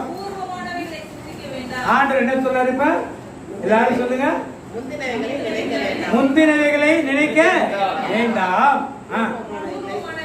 பூர்வமானவைகளை சிந்திக்கவும். நீங்க ஏத்துக்கு முன்னால் நடந்ததெல்லாம் பத்தி நீங்க நினைச்சு உட்கார்ந்துருக்காதீங்க. ஏத்துக்குள்ள கண்ணுக்கு கண் பல்லுக்கு பல் இதெல்லாம் நினைச்சிட்டு உட்கார்ந்துருக்காதீங்க. கட்டளைகளை கடைபிடித்தால் பரலோகம் போலாங்கிறத நினைச்சிட்டு இருக்காதீங்க. அதெல்லாம் பழைய காரியங்கள். புதினது எப்படி? அடுத்து வாசிக்க தொடர்ந்து.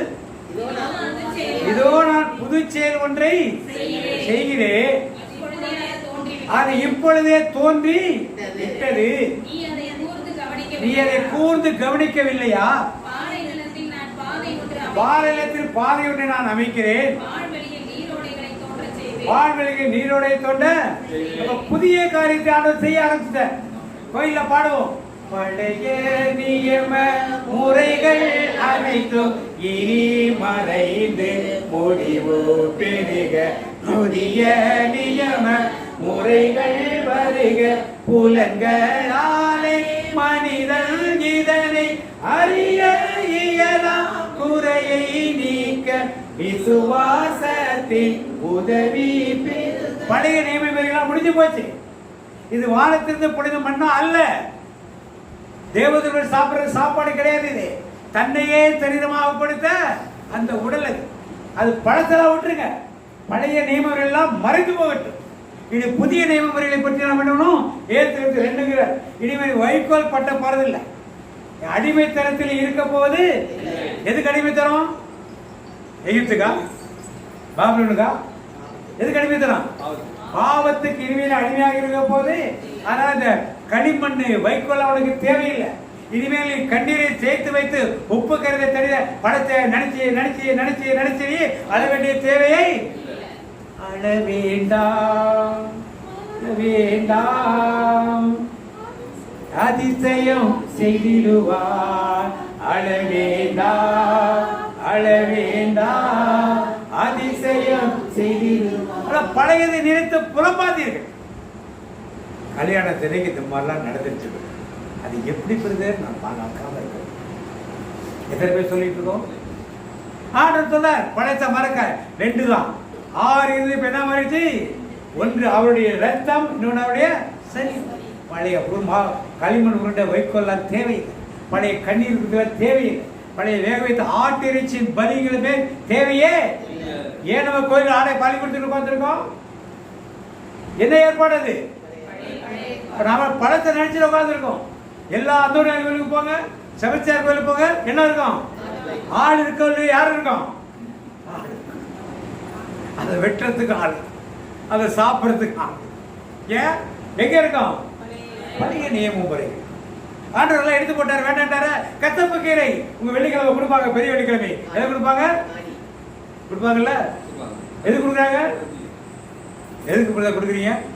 நீங்க சொல்ல மாட்டீங்களா? போய் கொடுக்குறது இல்லையா?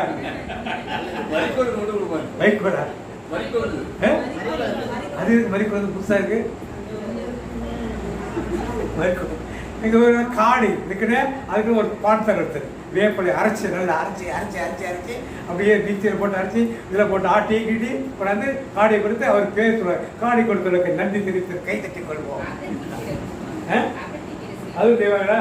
பரவாயில்ல, ஏதோ வீட்டில் செய்வோம். வீட்டில் ஆமாம், சில வீடுகள் வீட்டில் அகத்திக்கீரை செஞ்சு தருவோம். என்ன பழக்க வழக்கம்? ஆண்டவர் அதை எடுத்துட்டாரு. இந்த வழிமுறைகளை நாம் தெரிந்திருந்தால் அதெல்லாம் செய்ய மாட்டோம். யூதருடைய பழக்கம் இது. அவர் யூதர், அவர் இப்படிதான் செஞ்சிருக்கணும். ஆனால் எல்லா பாத்திரத்தை எடுத்துறாரு. கத்தப்பு இனிமனுக்கு தேவையில்லை. ஏன்? நான் அதை குடிச்சிட்டேன், இனிமேல் நீ குடிக்க வேண்டிய தேவை கிடையாது. அந்த களிமண் அடிமைத்தனத்தில் இருந்த உப்பு தண்ணீரும் அந்த களிமண் உருண்டைகளும் இனிமனுக்கு தேவையில்லை. அந்த அடிமைத்தனத்தை நான் என்ன பண்ணிட்டேன்? நீக்கி போட்டுட்டேன். இன்னொன்று என்ன இருந்துச்சு? ஆட்டு இறைச்சி, ஆட்டு மாட்டெல்லாம் பலி கொடுக்கணும். யாரு பலி? இனிமே நானே பலியாக்கி. அவர் பலியான பிறகு நீ ஆட்டுக்குட்டியும் மாட்டுக்குட்டியும் கண்ணுக்குட்டி கொண்டு வச்சா என்ன அர்த்தம்? எதை நம்பல? இயேசு பலியானதை விசுவசிக்கல. விசுவசித்தால் எப்படி ஆட்டை கொண்டு வருவார்? எப்படி கண்ணுக்குட்டியை கொண்டு வருவார்? எப்படி சேவலை கொண்டு வருவார்? நம்முடைய கோயில்களை எப்படி இது ஏற்றுக்கொள்கிறான்னு தெரியும். ஆடு வெட்டும் இடம், கோழி இருக்கிற வைக்கும் இடம், போர்டெல்லாம் வர திருவிழானால அங்கே போட்டு அங்கதான் போடணும் போர்டு போட்டுப்பாங்க. என்ன பேரு? நீங்க போய் நாம தான் சொல்லணும். இனிமே எதுக்கு பழைய ஏற்பாடு புதிய ஏற்பாட்டிலே ஆண்டவரே பிள்ளையான பிறகு எதுக்கு ஆட்டுக்குட்டி பலிங்க? நீங்க விருந்து சாப்பிடணும், இன்னொரு நாள் வச்சு விருந்து சாப்பிடுங்க. யாரும் வேண்டாம்னு சொல்லல. போய் அங்கே முனிசிபாலிட்டியில் ஆடு இறைச்சி வெட்டுறாங்க, அங்கே வச்சு விட்டு உட்காந்து சாப்பிடுங்க. சாப்பிட்ற பற்றி தப்பு சொல்லுங்க. ஆனால் பலியாக கொடுக்க போறோம் என்று சொல்லிட்டு வந்து பலி கொடுப்பது என்பது தேவன் கொடுத்த பலி தன்னையே பலியாக கொடுத்து அதை என்ன பண்ண தொழிற்று பலி பொருள் ரெண்டா வைக்கிறார். என்ன வைக்கிறார்? ஒன்று தன்னை சரீரமாக வைக்கிறார், இன்னொன்று தன்னை ரத்தமாகவும் வைக்கிறார். அவர் வார்த்தை மத்திய நெச்சினி 26 வார்த்தைங்க. மத்திய நெச்சினி 26 அவர்கள் போஜனம் பண்ணுகையில் இயேசு அப்பத்தை எடுத்து ஆசீர்வதித்து அதை பிட்டு சீஷர்களுக்கு கொடுத்து நீங்கள் வாங்கி புசியுங்கள், இது என்னுடைய சரீரமாய் இருக்கிறது என்றார். அப்ப அப்பம் எதுவாக இருக்கிறது? அடுத்த வார்த்தை. பின்பு பாத்திரத்தை எடுத்து ஸ்தோத்திரம் பண்ணி அவர்களுக்கு கொடுத்து நீங்கள் எல்லாரும் இதை பானம் பண்ணுங்கள், இது பாவ மன்னிப்பு உண்டாகும்படி அநேகருக்காக சிந்தப்படுகிற புது உடன்படிக்கைக்குரிய என்னுடைய இரத்தமாய் இருக்கிறது. அப்ப ரத்தம் என்ன செய்யுது வேலை? அப்பம் என்ன கொடுக்குது? பாத்தீங்க, பக்கத்தை கையில வச்சுருங்க. அப்பம் என்ன கொடுக்குது? உணவாக. இது என்ன இருக்குது? பாவ மன்னிப்பாக. எனது உடலை உண்ணும் எவனும் பசியை அடைத்திடார்.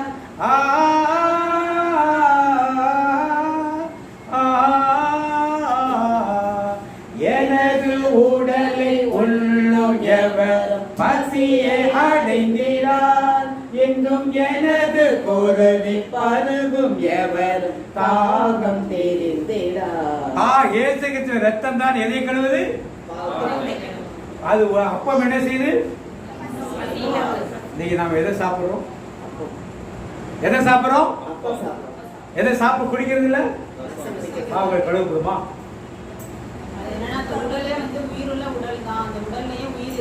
அப்ப ரசம் வைக்கும். அப்ப இயேசுக்கு தெரியாதுல்ல? அப்ப இயேசுக்கு தெரியாத ஒரு சத்தியம் நமக்கு தெரிஞ்சு போச்சு. அப்புறம் எதுக்கு ரெண்டா பிட்டு விற்கிறாருல்ல சாமியாரு?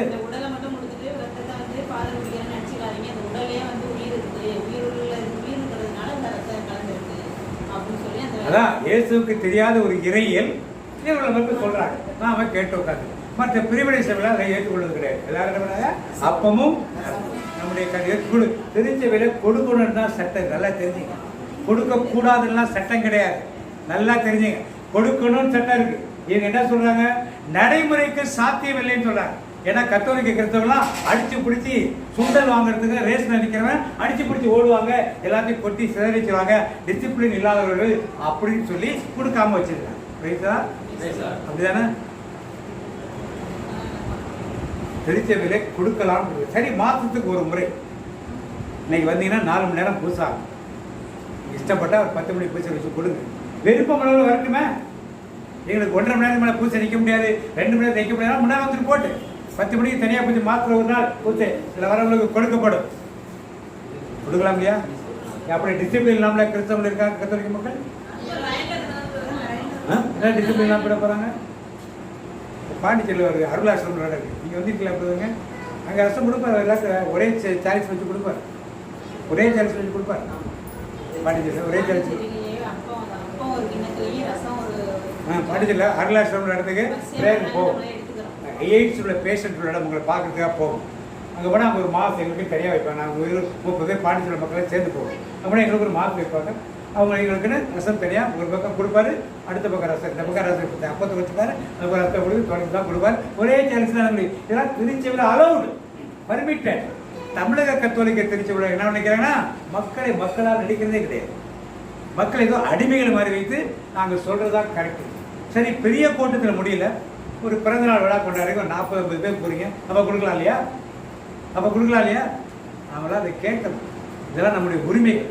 உரிமைகளை விட்டு கொடுத்துட்டு அடிமைகளாக இருக்கிறதுக்கு ஆண்டவன் அழைக்கல. இன்னும் என்னன்னா, அப்பம் தீர்ந்து போச்சுன்னா என்ன பண்ணாங்க? கோத்தியை எடுத்துட்டு வந்து தரசத்தை தோச்சி என்ன பண்ணாங்க? கொடுக்குறாங்களா? எப்படி கொடுக்குறாங்க? பலிபீடத்தில் வைக்கப்படாத ஒரு அப்பத்தை எப்படிங்க உணர்ந்து கொடுக்க முடியும்? யாரு ஏமாத்துறது?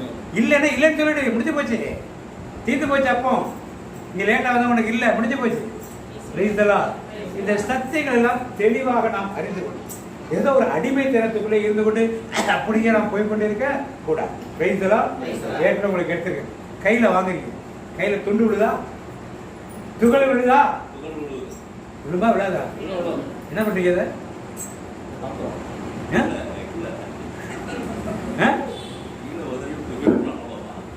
இதான் மரியாதை. பெருசா நற்கருணை நாதர் இங்க பெரியவர் அப்படின்னு ஊரெல்லாம் சொல்லிட்டு உட்காந்துருப்பீங்க. ஏன்னா முதல்ல ஒரு சாமியார் பூசு வச்சாரு, கையை கழுவி கரெக்டா குடிச்சிட்டு போயிட்டாங்க. அப்புறம் கூட்டு திருப்பி வச்சாங்க. ஏதோ அவங்களுக்குள்ளது கூட்டு திருப்பி யாரும் கை விட மாட்டாங்க. அவங்க மட்டும் எடுத்து கொடுத்து இப்படியே அதாவது பியூரிஃபிகேட்டர் கை வச்சிருப்பாங்க, அதில் திரும்ப அதை தொடச்சாலும் கீழே. அப்புறம் சிஸ்டர்ஸ் வந்தாங்க, ஏதோ அவங்களோட முடிஞ்சு போச்சுன்னு பார்த்தா இப்போ மக்களுக்கெல்லாம் கொடுத்துட்டாங்க. இப்போ என்னாச்சு, 10 பேருக்குள்ள உள்ள பிரச்சனை ஒரு பங்குல 10,000 பேருக்கு நிகழ்ச்சி. 10,000 பேருக்கு ஒரு துகள் என்னாச்சு, 10,000 இடத்துல நற்கருணையாளர் கீழே விழப்படுகிறார். யார் அவசியப்படுத்துறது? யோசித்து பாரு. அப்ப இயேசு சொன்ன சத்தியம் பொய்யா? அதுக்கு மேலே ஒழுங்கு கட்டுப்படுத்த முடியாதுன்னா கட்டுப்படுத்தி செய்யறது தான் தெரிஞ்சு தலைவர் இருக்கிறாங்க. கோயிலுக்குள்ள கட்டுப்படுத்த ஆகணும். கட்டுப்படுத்துறதுக்கு எத்தனையோ மக்கள் இருக்காங்க, வழிமுறைகள் இருக்குது. பிரைஸ்லாம் முடியாத காரியெல்லாம் ஒன்றும் கிடையாது. பெருசா வெளியூர் ஜனங்கள் கூடுகிற வேளாங்கண்ணில போய் பாருங்க, எவ்வளோ டிசிப்ளினா இருக்காங்க. கோயிலுக்குள்ள வந்தா அந்த பெரிய பெரிய கோயிலில் பூசை நடக்கிறப்ப டிசிப்ளின் இல்லாமல் உட்காந்துருக்காங்க. எவ்வளோ டிசிப்ளினோட உள்ள உட்காந்துருக்காங்க கோயிலில் மக்கள். வெளியே நிற்கிறவங்களே எப்படினாலும் இருக்காங்க. கோயிலுக்கு வந்து எப்படி இருக்காங்க, பயபக்தியோடு தானே அவர்கள் இருக்காங்க. அங்கேயே அப்படி இருக்க பங்கு கோயில் இருக்க முடியாதா? இதெல்லாம் நம்முடைய உரிமை. உரிமைகள்லாம் விட்டு கொடுத்து போய்கிட்டே இருக்கக்கூடாது. முதல்ல மெட்ராஸ்லாம் அன்பிய பூசை வீட்டில் இருப்பாங்க, அதில் கொடுத்து கொடுத்தாங்க. ஒரு 30 பேர் தான் இருப்போம், அதில் கொடுத்து கொடுத்தாங்க. அதுக்கு ஆகிற செலவுலாம் அன்பியை பேத்து கொடுப்பாங்க. இந்த ரசத்துக்கார செலவு, அப்பத்துக்கார செலவு, சாமியார் கொடுக்கக்கூடிய பூசை காணிக்கை எல்லாம் சேர்த்து அன்பியை கூட செய்து கொடுத்தாங்க. அப்புறம் கடைசியாக வீட்டிலலாம் புனிதம் கிடையாது, வீட்டிலலாம் புனிதம் கெட்டு போச்சு, அதனால வீட்டில் வைக்க மாட்டோம். ஆனால் கல்லறை ரொம்ப புனிதமாக இருக்கு, அதனால கல்லறை என்ன பண்ணுவோம், கல்லறை பூசை வைக்கிறாங்களா? பூசை வைக்கிறாங்களா? இல்லையா? கல்லறை வீட்டோட கல்லறை புனிதமானது இல்லையா? கேள்விகள் கேட்கணும். கேட்கிறப்ப மைண்ட் அப்படியே பஸ்ட் ஆகும். அப்படியே எப்படி ஒரு அநியாயமாக நம்மளெல்லாம் அடிமைத்தனம் பண்ணி கொண்டிருந்தார்கள். பிரைஸ்லா அன்பிய பூசை வீட்டில் வைக்கக்கூடாதுன்னு சொல்லி வீட்டில் வச்சா என்னைக்குமே பூசைக்கு வராது. சுற்றி உள்ள 10 பேருனா பூசைக்கு வருவாங்க. நாம கூப்பிட்டோம் எங்க வீட்டில் பூசை இருக்கு வாயான்னு கூப்பிட்டா எனக்காக என்ன பண்ணுவான், மரியாதைக்காக வருவான். நாளைக்கு அவன் வீட்டில் ஒரு பூச்சி ஒரு மனம் திரும்புதல் நடக்கும். இதெல்லாம் அன்பியத்தில் செய்ய வேண்டிய வேலைகளை செய்ய விடாமல் செய்து அன்பியம் இன்னைக்கு என்ன ஆயிடுச்சு, பங்கோட ஒரு ஏஜென்ட், கலெக்ஷன் ஏஜென்டாக இன்னைக்கு மாற்றி கொண்டு வருகிறார்கள். அப்ப திருப்பதி ஆண்டவர் ஏற்படுத்தும் போது பழைய நியம முறைகளை எடுத்துட்டு புதிய முறை 2 கப்பு தான் வைக்கிறார். அப்ப 2ல் 1 தான் நமக்கு கிடைக்குதுன்னா ஒரு ஆசீர்வாதம் தான் கிடைக்குது, ஒரு ஆசீர்வாதம் கிடைக்கும். இந்த கிடைக்காத ஆசீர்வாதத்தை எப்படி கிடைக்க வைக்க போற, நீங்கள் உங்கள் பங்கு தந்தையிடமோ உங்கள் யாருக்கு உங்களுக்கு தெரிஞ்ச குருக்களிடமோ எல்லாம் விளக்கங்கள் எல்லாம் சொல்லலாம். எப்படினாலும் நியாயப்படுத்தலாம், அதை பத்தி ஒன்றும் தப்பே கிடையாது. ஆனால் நியாயப்படுத்த இயேசு சொன்னது என வருடத்தில் 1 முறையோ இல்லை 2 முறையோ இல்லை மாதத்தில் 1 முறையோ இதை கொடுப்பதற்கு அவர்கள் ஏற்பாடு செய்யும். நாம ப்ரெஷர் கொடுத்தாதான் அவர்கள் என்ன பண்ணுறாங்க செய்வதே. ஜனங்கள்லாம் பைபிள் பிடிச்சிட்டாங்க கேட்பாங்க. அடுத்த வாக்கியம் 1 கொரிந்தியர் 11ஆம் அதிகாரம் 23 வாக்கியம்.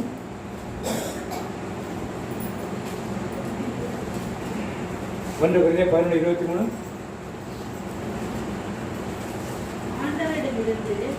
நான் எதை பெற்றுக்கொண்டேனோ அதையே உங்களிடம் ஒப்படைக்கிறேன். எதைமா 11:23. நான் உங்களுக்கு ஒப்புவித்ததை ஆண்டவரிடமிருந்து நான் எதை பெற்றுக்கொண்டேனோ அதையே உங்களிடம் ஒப்படைக்கிறேன். அதாவது ஆண்டவராகிய இயேசு காட்டி கொடுக்கப்பட்ட அந்த இரவில் அப்பத்தை எடுத்து கடவுளுக்கு நன்றி செலுத்தி அதை பிட்டு, இது உங்களுக்காக என் உடல், உங்களுக்காக என் உடல், இதை என் நினைவாக செய்யுங்கள் என்றார். அப்படியே உணவு அருந்திய பின் கிண்ணத்தையும் எடுத்து, இந்த கிண்ணம் என் இரத்தத்தால் நிலைப்படுத்தப்படும் புதிய உடன்படிக்கை. என்னது கிண்ணம்? இரத்தத்தால் நிலைப்படுத்தப்படும் புதிய இப்ப 6 கிண்ணத்தை 2 கிண்ணமா மாத்தி ஒரு உடன்படிக்கை வைக்கிறார். இந்த உடன்படிக்கைக்கு நீங்கள் நான் என்ன கையெழுத்து போட வேண்டாமா? எதில் கையெழுத்து போடணும்? அப்பத்திலும் ரசத்திலும். நீங்கள் இதிலிருந்து பருகும் போதெல்லாம், சாப்பிடும் போதல்ல. புனிதா சிஸ்டர் கேட்டுங்க, சாப்பிடும் போதல்ல, பருகும் போதெல்லாம் என் நினைவாக இவ்வாறு செய்யுங்கள் என்றார். இந்த உடன்படிக்கை நினைப்பது என் நினைவாக இதை நீங்கள் என்ன பண்ணுங்கள். இப்ப சாமியார் மட்டும் செய்யறார். சாமியார் மட்டும் அவருக்கு அந்த பலன் கிடைக்கும் இல்லைன்னு சொல்ல. யாரெல்லாம் அதை செய்கிறாரோ அவருக்கு அந்த பலன் கண்டிப்பா கிடைக்கும். செய்யாதவர்களுக்கு இந்த பலன் கண்டிப்பா என்னது? இது வேதம் கற்றுக் கொடுக்கும் பாடம். நான் சொல்றது பைபிள் உள்ளது மட்டும்தான் சொல்லணும். வெளியில சபைகளில் போட்டு கடைபிடிக்கிறார் சொல்ல முடியாது. ஆனால் சபைகளை தவறான காரியங்கள் சொன்னால் அதை சொல்லத்தான் நாம வேண்டும். இப்ப புதிய உடன்படிக்கை எதிராக இருக்கு? சரீரத்தில் இருக்கா, ரத்தத்தில் இருக்கா? அவ ரத்தம் யாருக்கு வேணும்? பழைய ஏற்பாட்டில் ஆட்டுக்குட்டியின் ரத்தத்தை எங்க தெரிஞ்சாங்க? நிலைகளில். இப்ப இந்த ரத்தம் நம்மளுக்கு தேவையில்லையா? வேணுமா வேண்டாமா? ஏன் கொடுக்கறது இல்லை? நான் சிந்தித்து உடனே எடுத்துன பெரிய சண்டை போற மாதிரி ஒரு பகுதி அவர்கிட்ட கேட்டாரு. பக்குவமா என்ன பண்ணணும்? இதை கேட்டு அவங்களுக்கு என்ன தெரியணும்னா என்ன தெரியணும்? ஜனங்களுக்கு விழிப்புணர்வு இருக்கு, அவரை அடிமைப்படுத்த முடியாத இந்த உணர்வை முதல்ல என்ன பண்ணணும்? அவருக்கு உணர்த்தணும். அவருக்கு என்ன முதல்ல உணர்த்தணும். அப்பதான் இறை மக்கள்லாம் அடிமைகள் கிடையாது, சொன்னதை கேட்டு அப்படி போறது கிடையாது அப்படிங்கிற உணர்வு அவர்களுக்கு என்ன பண்ணணும்? அப்ப இந்த நினைவு வைத்துக் கொண்டுதான் ஒரு திருப்பலியை நாம் செலிப்ரேட் பண்ணோம். இப்ப திருப்பலியில முழுமையான காரியத்தை நாம் பெற்றுக் கொள்கிறோமா இல்லையா? நன்மை மட்டும் வாங்கிட்டு இருந்தீங்க, ரத்தத்தை வாங்கினா முழுமையான ஆசீர்வாதம் கிடைக்குமா? கிடைக்காது. கோயிலுக்கு போறீங்க, நன்மை வாங்கிருக்கு. நீங்க பரிசுத்தமா போய் வாங்கி நன்மை வாங்கினா உள்ள பரிசு, நீங்க பாவத்தோடு போய் சேர்ந்து நன்மை வாங்கினா பரிசுத்தம் வாங்கிங்களா? ஒப்புரவு வாங்கிட்டு அப்புறம் போய் நீங்க வாங்கினா பரிசுத்தமா இருப்பீங்க. கேள்வி புரியுதா? நீங்க பரிசுத்தம் ஆன பிறகு ஆண்டோட உடலை உண்ணணுமா? இல்லை ஆண்டோட உடல் உங்களை பரிசுத்தமாக்குமா? ஆண்டோட உடல். மற்றவங்களும் என்ன சொல்றீங்க? பரிசுத்தமான பிறகு அவர் உடலை வாங்கணுமா? நான் உடலை வாங்கினா பரிசுத்தமாயிடுமா? மற்றவங்க சொல்லுங்க. அப்படியே மற்றவங்க என்னது? அவங்க 2 பேரும் மட்டும் ஒரு சொல்லியிருக்காங்க. மற்றவங்க என்னது? எல்லாம் நன்மை வாங்குறாள் தானே, அப்புறம் என்ன சொல்றது? என்ன உங்களுக்கு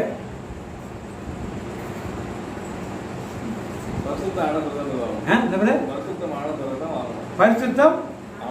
அப்ப எப்ப ஆலயத்து திருப்பலி பிறகு எப்ப பரிசுத்தம் ஆகணாம? எப்ப?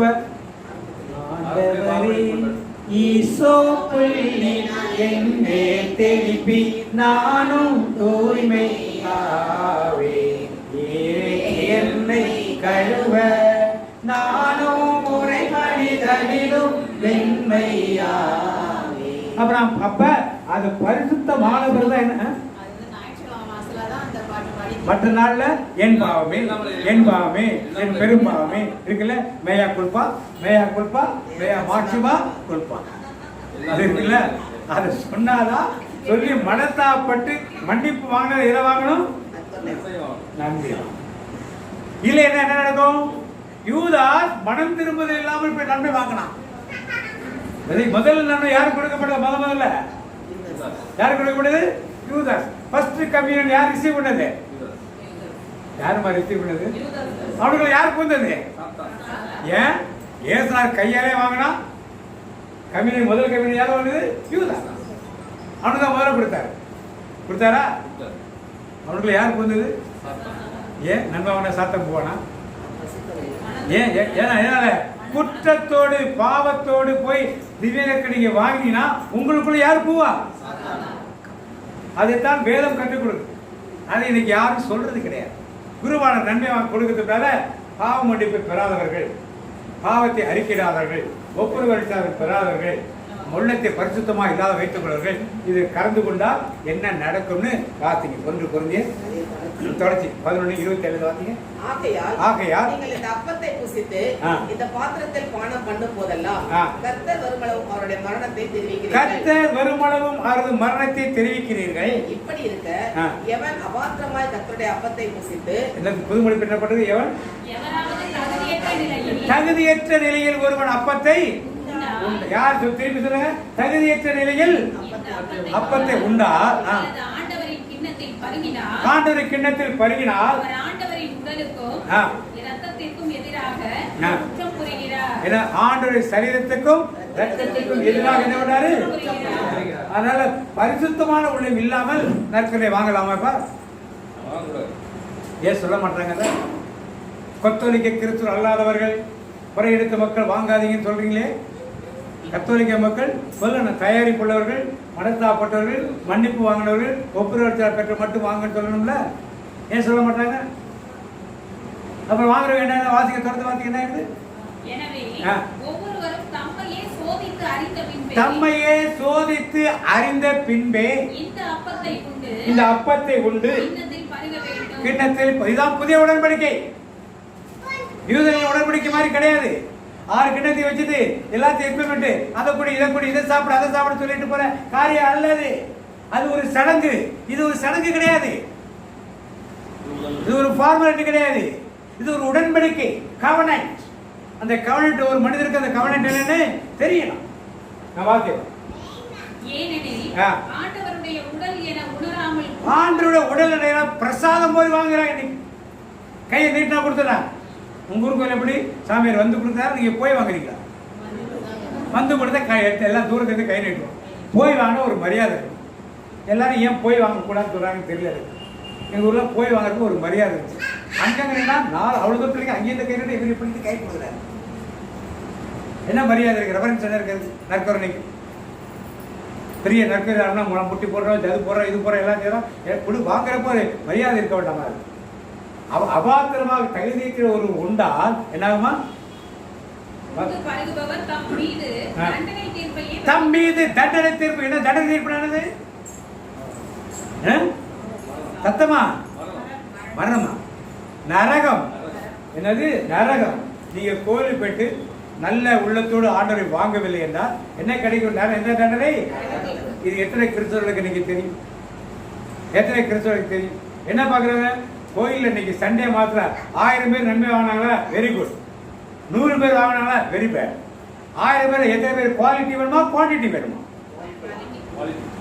1000 பேர் வாங்குறது பெருசு இல்ல. முழு சுத்த உள்ளத்தோடு 10 பேர் தான் வாங்கினாங்க இந்த ஊர்ல. நல்லது. 10 பேர் பரிசுத்தமானா இருக்கான். மீதி 990 பேர் நரகத்தின் ஆக்கிலிருந்து காப்பாற்றப்பட்டான ஒரு பங்குதாங்க சந்தோஷப்படும். அடுத்த சாமி உங்களை எத்தனை பேர் வாங்குறாங்க? 500. எங்க ஊர்ல 1500 பேர் வாங்க. அதான் பெருமை. 500 பேர் பொருத்தமா வாங்கிட்டு போக நல்லது. இன்னைக்கு நாம் எந்த நிலையில் இருக்கிறோம்? நம்முடைய குடும்பத்தார் எந்த நிலையில் இருக்கிறோம்? ஏற்று கொடுத்த புது உடன்படிக்கை தான். யூதர்கள் காலத்து உடன்படிக்கை மாதிரி இது ஒரு சடங்கு அல்ல. சடங்காக நாம் மாற்றி விட்டோம்.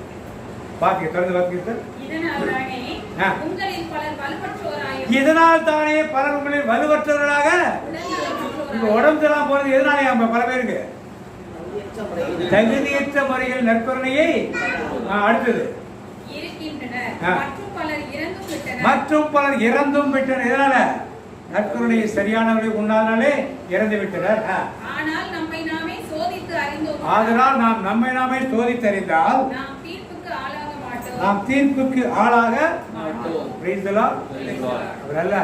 ஆண்டவர் கேட்ட புதிய உடன்படிக்கை எப்படிப்பட்டது என்று அறிந்து கொள்ளும். பழைய காலத்து உடன்படிக்கை 3 நாள் இரவும் பகலும் ஆண்டவர் பூமியின் வயிற்றில் இருந்தார் என்ற உண்மையை அறிந்து கொண்டோம். அவர் மரித்து உயிரோடு இருந்தார் அறிந்து கொண்டோம். அவர் மரிப்பதற்குள்ளாக உடன்படிக்கை ஏற்பாடு அறிந்து கொண்டோம். இந்த உடன்படிக்கை யூதருடைய உடன்படிக்கை மாதிரி கிடையாது. யூதருடைய பாஸ்கா மாதிரி இது கிடையாது. இது வித்தியாசமான பாஸ்காவாக அவர் செலிப்ரேட் பண்ணினார். அந்த செலிப்ரேட் பண்ண அர்த்தம் யூதாசுக்கு என்ன நடந்தது நமக்கு நல்லா தெரியும். தெரிந்த பிறகும் நாம் இன்னும் பரிசுத்த உள்ளத்தோடு திருப்பலியை கொண்டு வராமல் பணி ஏதோ பிரசாதம் கொடுக்குற மாதிரி போய் வாங்கி கொண்டிருந்தால் அதை ஆளுகை செய்கிற அதிகாரிகள் குருக்களும் அது மேலுள்ள ஆயர்களும் இதை கண்டித்து நம்மளுக்கு சொல்லாதனாலே நம் மக்கள் வைக்கிற அந்த உணர்வுகளே இன்னைக்கு இல்லாமலே கோயிலுக்கு போனால் நன்மை வாங்கணும்னு தெரியுது. பரிசுத்தமாக இருந்து நன்மை வாங்கணும்னு யாருக்கும் பிரைத்தலாம். ஏன்னா பாதி பேர் நடுப்பூசைக்கு மேலேயே வர்றாங்க. வந்துட்டு என்ன பண்றாங்க? முழு பூசை பார்த்தால்தான் நன்மை வாங்கணும். புதிய உடன்படிக்கப்பட்டப்ப எல்லாரையும் சேர்த்து வச்சு ஒன்னா சேர்த்து வச்சு தான் அதை ஆரம்பிச்சு செஞ்சாருடைய. நடுவில் ஒருத்தர் போயிட்டு ஒருத்தர் வரவே இல்லை. முடிவு வரைக்கும் எல்லாம் அங்கேயே உட்கார்ந்து வைத்தலாம். இதுதான் புதிய உடன்படிக்கை. இந்த புதிய உடன்படிக்கை தான் ஏன் ஞாயிற்றுக்கிழமை இன்னைக்கு ஓய்வு நாளா உயிர்த்தெழுதல் நாள்? ஞாயிற்றுக்கிழமை ஓய்வு நாளா உயிர்த்தெழுதல் நாளா? ஓய்வு நாள் இல்லையே. ஓய்வு நாள் என்னாச்சு? பழைய ஏற்பாட்டின் காலம் முடிஞ்சு போச்சு. நியாயப்பிரமாணத்தின் காலம் அது முடிஞ்சு போச்சு. புதிய ஏற்பாட்டை ஞாயிற்றுக்கிழமை ஆண்டவர் உயிர்த்தெழுதலை கொண்டாடுகிற ஒரு நாள். இந்த தபசு காலத்தில் கூட 47 நாள்ல 6 நாள் ஞாயிற்றுக்கிழமையை ஒதுக்கிறார். மீதி 40 நாள் தான். அதை தவிர தனியாக 40 நாள் இருக்கு. ஏன்? 6 நாள் உயிர்த்தெழுதலை நாள் அது. அதுல எந்த மாற்றம் நீங்க செய்யவே முடியாது. வருஷத்திலேயே இருக்கிற எல்லா 52 வாரமும் 53 வாரம் ஞாயிற்றுக்கிழமை உயிர்த்தெழுதல். அப்ப அந்த உயிர்த்தெழுதலை கொண்டாடுவதற்காகத்தான் ஞாயிற்றுக்கிழமை அந்த கடன் திருப்பலி வைக்கப்படும். கடன் திருப்பலி எல்லாரும் வரணுமா இல்லையா? வரணுமா இல்லையா? ஏன் வர்றதில்ல? உயிர்த்தெழுதலை கொண்டாடக்கூட ஒரு கிறிஸ்தவனுக்கு நேரம் இல்லைன்னா எதுக்கு கிறிஸ்தவனா இருக்கணும்? உயிர்த்தெழுதலை மகிழ்ச்சியை கொண்டாட வாரத்தில் ஒரு நாள் ஒரு மணி நேரம் ஒரு கிறிஸ்தவனுக்கு நேரம் இல்லைன்னு சொன்னால் என்றால், சில கோயில 5 மணிக்கு ஒரு பூசை, 6 மணிக்கு ஒரு பூசை, சாயந்தரம் ஒரு பூசை எல்லாம் வைக்கிறாங்க. இல்லாமல்லாம் கிடையாது. இல்லைன்னா எங்க இருக்குதாங்க நீ போ. அதுக்கு நேரம் இல்லை என்று சொல்லுங்கள். எத்தனை பேரு வீட்டில் இருந்து கொண்டே வராமல் இருக்க ஆண்கள் எத்தனை பேரு, பெண்கள் எத்தனை பேர்? நாம் எல்லாம் உண்மையானே உயிர்த்தெழுதலின் கிறிஸ்தவர்களா இல்லை கடமை கிறிஸ்தவர்களா என்று தெரியல. ஆனால் நன்றாக உணர்ந்தவர்களாக ஞாயிற்றுக்கிழமை ஓய்வு நாள் முடிந்து போய் பல பேர் பிரிவினை சபையில பேசுவாங்க. ஓய்வு நாள் நிற்கி வீட்டில் கறி சமைப்பா இருப்பாங்களா? அவங்க சொல்றாங்க கறி சமைப்பா இருப்பாங்களா? ஓய்வு நாள் நியாயப்பிரமாணத்தை சேர்ந்து நியாயப்பிரமாணம் முடிஞ்சு போச்சு. கிறிஸ்துவின் பிரமாணம் வந்துருச்சு. கிறிஸ்துவின் பிரமாணத்தை அதை உயிர்த்தெழுதல் நாள் அது. அவர் உயிர்த்தெழுதலை ஒவ்வொரு ஞாயிற்றுக்கிழமையும் கொண்டாடணும். அதுதான் கிறிஸ்தவனுக்கு தேவையானது. அதற்காகத்தான் திருச்சபை கடன் திருச்சபையில் வச்சிருக்கு. கடனுடைய கடமைக்காக போய் நின்று கொண்டு வருகிறோம். ரீசெண்டாக நிறைய பேர் காமிச்சேன். ஒரு பிஷப் ஒருத்தர் ஒரு கார்டில் ஒருத்தர் பேசியிருக்காரு. இந்த டிவியில் மாஸ் எல்லாம் பார்க்கறது நோ யூஸ். ஏன்? மாஸ் என்பது உயிரோட்டம் உள்ளது. மக்கள் கூடியிருந்து செலிப்ரேட் பண்ண ஒரு கொண்டாட்டம். அது டிவியில் நீங்கள் பார்த்துட்டாலாம் கிடையாது. பேண்டமிக் சிச்சுவேஷனில் கொஞ்ச நாள் பார்த்தோம். இப்பெல்லாம் அது வேல்யூ கிடையாது. இது யாரும் பார்க்காதீங்க. இது பார்த்துட்டு நான் மாஸ் பார்த்துட்டு யாரும் சொல்லாதீங்க. எந்த ஆசீர்வாதம் மேலே உங்களுக்கு கிடைக்கவே நிறைய பேருக்கு அனுப்பிச்சு பார்த்துட்டு படிச்சிருப்பீங்க. குரூப்லேயே போடுறது எல்லாரும் பார்த்துருப்பீங்க. இதெல்லாம் நமக்கு தெரியும். நிறைய பேர் எங்கள் ஊர்லேயே மாஸ் பார்த்துட்டு நன்மை வாங்கிறது மட்டும் வருவாங்க. கோயில் வீட்டில் உட்காந்து மாதம் கோயிலுக்கு வரலன்னு வர முடியாமல் இருந்தால் பரவாயில்ல. படுக்கையில் இருக்கவங்க பார்க்குறாங்க பரவாயில்ல. மாதம் பார்த்துட்டு நன்மை வாங்குறதுக்கு கோயிலுக்கு வருவாங்க. எப்படி இருக்க கணக்கு? கொண்டாட்டம் என்பது எல்லாரும் சேர்ந்து கொண்டாடுவோம். ஆண்டவர் 12 பேரையும் சேர்த்து வச்சு தான் எல்லாத்தையும் யாருடைய ரிமோட்டில் உட்காந்து இந்த வேலையை அவர் என்ன செய்யும். அதனால இந்த 4 மாதம் ஆண்டவருக்கு 3 நாள் இரவும் பகலும் யோனாவின் மீனின் வயிற்றிருந்த யோனாவை காட்டி உயிர்த்தெழுதல் எப்படி நடந்தது. இயேசு மரித்தது போல யோனாவும் மரித்திருந்தார். மீண்டும் அவர் உயிரோடு வந்தார். மீண்டும் உயிரோடு 40 நாள் இயேசு எப்படி மக்களை திரைப்படுத்தினாரோ அதுபோல அவர் மக்களை திரைப்படுத்தி எல்லாரையும் ரட்சிப்பை கொண்டு வந்தார். இயேசு சந்தித்த மக்கள் எல்லாம் ரட்சிப்பை கொண்டு வந்தார். அதே போல இயேசு கிறிஸ்து அவர் பழைய ஏற்பாட்டிலிருந்து மாறுபட்ட ஒரு புதிய சகாப்தத்தை உருவாக்கினார். அதாவது புதிய உடன்படிக்கை 6 கிண்ணங்களுக்கு பதிலாக 2 கிண்ணங்கள் தான் இருந்தன. இந்த 2 கிண்ணங்கள் என்னென்ன இருந்தது உங்களுக்கும் எனக்கும் தெரியும். அது ரத்தமும் சரீரமும் எதற்கென்று ஆண்டவர் படைத்தார்கள் தெரியும். அவருக்கு தெரியாத சத்தியம் இன்னைக்கு திருச்சபைகளாக தெரிஞ்சிச்சு என்பதும் அதை நாமும் ஃபாலோ பண்ணியிருப்பதும் நமக்கு தெரியும். அதெல்லாம் பரவாயில்ல. அப்படி இருக்கிற நிலையிலே நாம் விழித்திருந்து நம்மை சார்ந்திருக்க அதிகாரத்தில் என்றைக்காவது ஒரு நாள், சரி தினமும் இல்லை, தினசரி பூஜைக்கு 10 பேர் 15 பேர் தானே போறீங்க. அதில் வாங்கலாம்ல. உங்கள் கோயில் எத்தனை பேர் வருவாங்க? 40 பேர் கொடுக்க முடியாதா? என்ன கேளுங்க. சாகவாசமே கேளு. ரொம்ப ஏற்றுலாம் கேட்காதீங்க. சாகவாசம் கேட்டு காரியத்தை கைகூட வைங்க. அதான் உங்களுக்கு வேண்டிய ஒரு காரியம். பேசலாம். இந்த உணர்வோடு இந்த சிந்தனைகளோடு ஆண்டவருடைய திருப்பதியில் கலந்து கொள்ளும் பொழுது எவ்வளவு பரிசுத்தமான மாறும். இந்த பரிசுத்தமான மாறும் பொழுதுதான் தேவனுடைய ஆசீர்வாதத்தை முழுமையாக பெற்றுக்கொள்ள முடிய உணர்வோடு அப்படி எழுதுன்னு நாம் ஜெபிப்போம். எங்கள் அன்பின் பரலோக தகப்பனே, உண்மை நன்றியோடு துதிக்கிறோம், ஆராதிக்கிறோம். அப்பா, இந்த நாளிலும் எங்களுக்கு நாங்கள் எப்படிப்பட்ட வாழ்க்கை வாழ்கிறோம், எப்படி வாழ வேண்டும் என்று கற்றுக் கொடுத்தீரே, அதற்காக மக்கள் நன்றி செலுத்த மாட்டோம். யோனாவை போல இருக்கிறது இயேசு யோனாவை பற்றி சொன்னாரே, அந்த யோனா எப்படி 3 நாள் இரவும் பகலும் மீனின் வயிற்று இருந்தாரோ அதே மாதிரி தேவகுமாரன் இருப்பார், பூமியின் இருதயத்தில் இருப்பார் என்று சொல்லி அந்த உதாரணத்தை எடுத்துக் கொடுத்தாரே. யோனா வெளியே வந்த பிறகு இறைப்பணியை முழுமையாக முழு உள்ளத்தோடு செய்து அந்த நினிவே நகர மக்கள் 1,20,000 பேர் அத்தனை பேரையும் மனமாற்றினாரே. 40 நாட்கள் சுற்றி அலைந்து.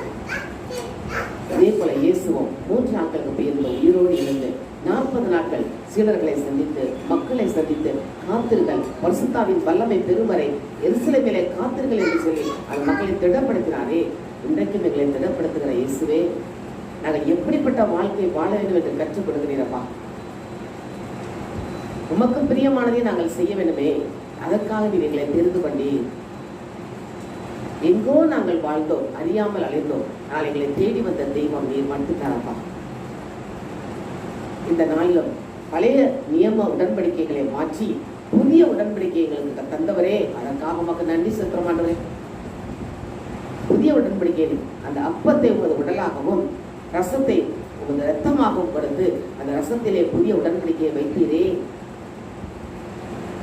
அதற்காக உமக்கு கொடானுபடி நன்றி செலுத்துற மாட்டவரே. எப்படி நாங்கள் அதை பருக வேண்டும் என்று கற்றுக் கொடுக்கிறேனப்பா. தகுதி இல்லாமல் நாங்கள் அதை உண்ணப்படாதே. நீ சொன்ன வார்த்தை வானிலிருந்து இறங்கி வந்த உயிருள்ள உணவு. நானே வானிலிருந்து இறங்கி வந்த உயிருள்ள உணவு, இதையானவது உண்டா, அவர் என்றுமே வாழ்வார், அவர் என்றுமே வாழ்வார். ஆமீசே, நீ சொன்ன வார்த்தையப்பா, நானே வானின்று இறங்கி வந்த உயிருள்ள உணவு. அந்த உணவை உண்ணும் நாங்கள் எப்படிப்பட்ட உள்ளத்தோடு பரிசுத்தமாக நாங்கள் வாழ்க்க வேண்டும் என்று கற்றுக் கொடுக்கிறீரே. தன்னைத்தானே நாங்கள் சோதித்து அறிந்து அப்பத்தை உண்ண வேண்டுமே. நீர் ஆப்போஸ்தலத்தில் தந்தியில் அமர்ந்த போது அந்த யூதாசுக்கு தான் நீ முதலில் கொடுத்தீர், அப்பத்தை ரசத்தில் தோய்த்து கொடுத்தீர். அவன் மனதில் குற்ற உணர்வு, எப்படி இயேசுவை பணத்துக்காக காட்டி கொடுப்பது என்ற தீய சிந்தனை இருந்ததால் சாத்தான் அவனுக்குள் புகுந்தான். ஆனால் மற்ற 11 பேர்களை யாருக்குள்ளே அந்த மாதிரி இல்லையே, அவர்கள் எல்லாம் இயேசுவோடு ஐக்கியமாக இருந்தார்கள். இன்றைக்கு நாங்கள் அந்த யூதாசை போல கெட்ட சிந்தனைகளோடும் கெட்ட எண்ணங்களோடும் நாங்கள் போய் நற்கருணை வாங்கக்கூடாதே. அந்த நற்கருணை இயேசுவின் உடல் என்பதை உணர்ந்தவர்களாக பரிசுத்தமாக நாங்கள் வாங்க வேண்டும் என்று கற்றுக் கொடுக்கிறேனப்பா. அந்த இரத்தத்தில் தான் புதிய உடன்படிக்கை வைத்திருக்கிறேன், அதையும் நாங்கள் பருக வேண்டுமே. நீ சொன்ன கட்டளை அதுதானே. இது என் உடல், இதை உண்ணுங்கள். இந்த ரசத்தை எடுத்து இது என் ரத்தம், புதிய உடன்படிக்கைக்கு அடையாளம், இதை பருகுங்கள் என்று சொன்னீரே. அதை நாங்கள் பருகிற வாய்ப்பை எங்களுக்கு எங்கள் திருச்சபையில் கொடுங்க ஆண்டவரே. அதை நாங்கள் உண்ணும் போதும் பருகும் போதும் எங்கள் உடல் பரிசுத்தமான ஆலயமாக மாறுமே. ஏனென்றால் பரிசுத்தம் தான் தேவன் தங்கும் இடம். பரிசுத்தம் இல்லாமல் யாரும் தெய்வத்தை தரிசிக்க முடியாதே. பரிசுத்தமே பரமேசு தங்குமிடம், பக்தர்கள் தேடும் தேவாலயம். பரிசுத்தமே நாம் எல்லாம் பரிசுத்தராவதே, தெய்வத்தின் பேரை சித்தம். நாம் எல்லாம் பரிசுத்தராவதே, தெய்வத்தின் பேரை சித்தம். பரிசுத்தமின்றி தெய்வத்தை யாரும் தரிசிக்க முடியாது. பரிசுத்தமின்றி தெய்வத்தை யாரும் தரிசிக்க முடியாது. பரிசுத்தமே பரமேசு தங்குமிடம், பக்தர்கள் தேடும் தேவாலயம். ஆம் தகப்பனே, என் உடல் பரிசுத்தமாக இருக்க வேண்டும், என் உள்ளம் பரிசுத்தமாக இருக்க வேண்டும் ஆண்டவரே. அப்பொழுதுதான் அது திருவிருந்தில் பங்கு கொள்ள தகுதி உள்ளவளாக இருக்க முடியும். அதை உண்ணும் போதுதான் நாங்கள் பரிசுத்த வாழ்க்கைகள் உம்மோடு ஐக்கியமாக முடியுமே. அப்படி இல்லாமல் எவராவது தன்னைத்தானே சோதித்து அறியாமல் தகுதியற்ற முறையில் அதை உண்டால் தங்களை தாங்களே ஆக்கிர தீர்ப்புக்கு உள்ளாக்கி கொள்கிறார்கள் என்று வேதத்தில் கொடுக்கப்பட்டுள்ளதே. இதனால் உங்களை பலர் நோயுற்றவர்களாக இருக்கிறார்கள், பலர் இறந்தும் விட்டனர். இந்த தண்டனை எங்களுக்கு வேண்டாண்டவரே. இனிமேல் நாங்கள் எப்பொழுது நற்கருணை வாங்க தயாரித்தாலும் முதல் பூசையின் தொடக்கம் முதல் அந்த பாவமன்னிப்பின் ஜெபத்தின் முதல் இருந்து திருப்பலி முழுப்பு திருப்பலியை காணும் போதுதான் அந்த திருவருளை பங்குகளை தகுதி உள்ளவர்கள் என்பதை அறிந்து கொண்டவர்களாக நாங்கள் செயல்பட இந்த நாளில் ஒரு ஆழமான சத்தியத்தை எங்களுக்கு கொடுத்தீரப்பா. அதற்காக மக்கள் நன்றி செலுத்த மாட்டோம். நன்மை வாங்கி உடனே திவ்யனக்கண்ணை வாங்கிய உடனே கோயிலை விட்டு வெளியே போனா யூதாசு சாத்தான் உள்ள போந்த உடனே வெளியே போனான். யூதாசு மாதிரி தான் ஆகிறோம். அப்படி அல்ல, இறுதி வரை இயேசுவோடு இருந்து அவருக்கு நன்றி பலி செலுத்திய பின் தான் நாம் ஆலயத்திற்கு வெளியே வர வேண்டும். இந்த காரியங்களை எங்களுக்கு எடுத்து கொடுத்ததற்காக மக்கள் நன்றி இயேசுப்பா. நன்றி இயேசுவே. எப்படி நாங்கள் எங்கள் உடலை பரிசுத்த ஆவியின் ஆலயமாக வைத்துக் கொள்ள வேண்டும் என்று இந்த நாளில் கற்றுக் கொடுத்தீரே. உமது உடலையும் நீர் கொடுத்த உமது ரசத்தையும் நாங்கள் பருகும்போது, ரத்தமாக பருகும்போது எங்கள் உடல் வலுப்பெறும், எங்கள் உள்ளம் இடம் பெறும் ஆண்டவரே. நாங்கள் இன்னும் பரிசுத்தத்துக்குள் மேல் பரிசுத்தத்துக்குள் கடந்து செல்ல முடியுமே. இந்த சத்தியத்தை எங்களுக்கு கற்றுக் கொடுத்ததற்காக மக்கள் நன்றி செலுத்துற ஆண்டவரே. நன்றியோடுமே துதிக்கிறோம் அப்பா. அந்த புதுபலன் பெற்றவர்களாக நாடெங்கும் செல்ல, நற்செய்தி சொல்ல எங்களை தேர்ந்து கொண்டீரே. அதை உங்கள் கருத்தில் எங்களை ஒப்பு கொடுக்கிறோம் ஆண்டவரே. அப்படி ஆண்டு கொடுப்போமா? நாடெங்கும் சென்றிடுவோம், நற்செய்தி சொல்லிடுவோம், சபைகளை நிரப்பிடுவோம், சாட்சியாய் வாழ்ந்திடுவோம். நாடெங்கும் சென்றிடுவோம், நற்செய்தி சொல்லிடுவோம், சபைகளை நிரப்பிடுவோம், சாட்சியாய் வாழ்ந்திடுவோம். ஆம் தகப்பனே, இந்த நற்செய்தி இந்த நாளில் எங்களுக்கு கொடுத்ததை நாங்கள் மற்ற மக்களுக்கும் சொல்ல வேண்டுமானவரே. ஒவ்வொருவரும் அதை அறிந்து கொள்ளத்தக்கதாக சொல்ல எங்களை தேர்ந்தெடுத்து வைத்தீரே. அதற்காக மக்கள் நன்றி சுற்றமானவரே. இந்த வேத வார்த்தை வழியாக எங்களுக்கு ஒரு ஆழமான சத்தியத்தை கொடுத்து எங்கள் கண்களை திறந்து விட்டதற்காக மக்கள் நன்றி சுற்றமானவரே. நன்றியோடு துதிக்கிறோம். இயேசுவின் நாமத்தில் இருக்கிறோம் நல்ல பிதாவே. நன்றிப்பா, நன்றியோடு ஸ்தோத்திரிக்கிறோம், துதிக்கிறோம் சுவாமி. இந்த இடத்துல கூடுதலை முன்குறித்து அப்பா அதை நடத்தினரே. அதற்காக உங்களுக்கு நன்றி செலுத்துக்கிறோம் ராஜா.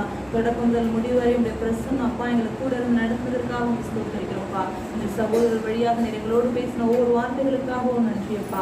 தகப்பனை நாங்கள் சத்தியத்தை கற்றுக்கொள்ள அப்பா எங்கள் கண்களை திறந்திரே, எங்கள் இருதயத்தை திறந்திரே அப்பா. அதற்காக உங்களுக்கு நன்றி செலுத்துகிறோம் சுவாமி. அப்பா யோனா 3 நாட்கள் மீனின் வயிற்றில் மறைத்து மீண்டும் பிழைத்தார், மீண்டும் உயிர்த்தார் என்பதற்கான காரியங்களை அப்பா எங்களுக்கு கொடுத்து தகப்பனே சத்தியத்தை நாங்கள் கற்றுக்கொள்ள எங்களுக்கு தெளிவுபடுத்தினரே. உங்களுக்கு நன்றி செலுத்துகிறோம் ஆவியானவரே. நன்றி அப்பா. சகோதரர் வழியாக நீர் எடுத்த அப்பா ஒவ்வொரு வசனங்களுக்காக நீர் எங்களுக்கு தெளிவுபடுத்தின ஒவ்வொரு வசனங்களுக்காக நன்றி செலுத்துகிறோம் சுவாமி. அப்பா அந்த திருவிருந்த பந்தியில அப்பா நாங்கள் எவ்வாறு கலந்து கொள்ள வேண்டும், அதன் முக்கியத்துவம் என்ன, அதன் ஆழங்கள் என்ன என்பது குறித்து அப்பா எங்களோடு பேசினரே. உங்களுக்கு நன்றி செலுத்துகிறோம் சுவாமி. உங்களுக்கு நன்றி செலுத்துகிறோம்ப்பா. அப்பா அந்த திருவிருந்த காரியத்துல கத்தோலிக்க திருச்சபையில என்னென்ன காரியங்கள் மாறுபட்டுள்ளது, அதை எப்படியாக நாம விளங்கிக் கொள்ளணும், அதை எப்படியாக நம்ம குருக்களுக்கு எடுத்துரைக்கணும் என்று சொல்லி தகப்பனே எங்களோடு பேசினீரே. அதற்கான தைரியத்தை கொடுத்தீங்களே, அதற்கான வசன விளக்கத்தோடு நாங்கள் அதை தெரிந்து கொள்ள உதவி செஞ்சீங்களே அப்பா. அதற்காக உங்களுக்கு நன்றி செலுத்துகிறோம்ப்பா. இன்னும் வேதத்தின் அநேக காரியங்கள் அப்பா நாங்கள் அறியாம இருக்கிறோம் சுவாமி. ஒவ்வொரு காரியங்களாக அப்பா தகப்பனை எங்களை விளக்கி கொண்டு வருகிறாச்சா. ஆவியானவர் தாமே வசனத்தின் ஆழங்கள் அப்பா எங்களுக்கு எடுத்துரைச்சிருக்கீங்கப்பா. அதற்காக உங்களுக்கு நன்றி செலுத்துகிறோம்ப்பா. தொடர்ந்து இந்த வசனத்தின்படி வாழ எங்களுக்கு உதவி செய்யுங்க. வந்திருக்கிற ஒவ்வொரு ஜனங்களுக்காக உங்களுக்கு நன்றி செலுத்துகிற சுவாமி. அப்பா இந்த சத்தியங்களை கேட்க இந்த ஒவ்வொருவருக்கும் அப்பா தகப்பனை கிருபை பாராட்டினரே. உங்களுக்கு நன்றி செலுத்துகிறேன் அப்பா. இந்த சத்தியங்களை எங்களுடைய வாழ்வாக்க அப்பா நாங்கள் எங்களை அர்ப்பணிக்கிறோம். இந்த அநேக ஜனங்களுக்கு எடுத்து சொல்ல நாங்கள் எங்களை அர்ப்பணிக்கிறோம். எங்கள் திருச்சபைக்கு அப்பா நாங்களுடைய உரைக்க நாங்கள் எங்களை அர்ப்பணிக்கிறோம் சுவாமி. அப்பா தகப்பனை இவரு காலங்கள்ல அப்பா இதுக்கான ஒவ்வொரு நாளும் நாங்கள் நடைமுறைப்படுத்த அப்பா நாங்கள் எங்களை அர்ப்பணிக்கிறோம் சுவாமி. அதற்கான முயற்சிகளை செய்ய நாங்கள் எங்களை அர்ப்பணிக்கிறோம் சுவாமி. அப்பா எங்களை முழுவதுமாக ரத்தத்துக்குள்ளாக மறைக்கிறேன் அப்பா. கேட்ட சத்தியங்கள் அப்பா 100 மடங்காக பலனடிக்க அப்பா ஒவ்வொருவருடைய பாதுகாப்புகளாக மறைத்து செபிக்கிறேன். விசாசான தகப்பனை ராஜா அதை விடுக்காதபடிக்கு உடைய பரிசுத்த பிரசன்னத்திற்குள்ளாக ஒவ்வொரு ஜனங்களையும் ஒப்பு கொடுத்து செபிக்கிறேன் சுவாமி. நன்றி செலுத்துகிறேன் அப்பா.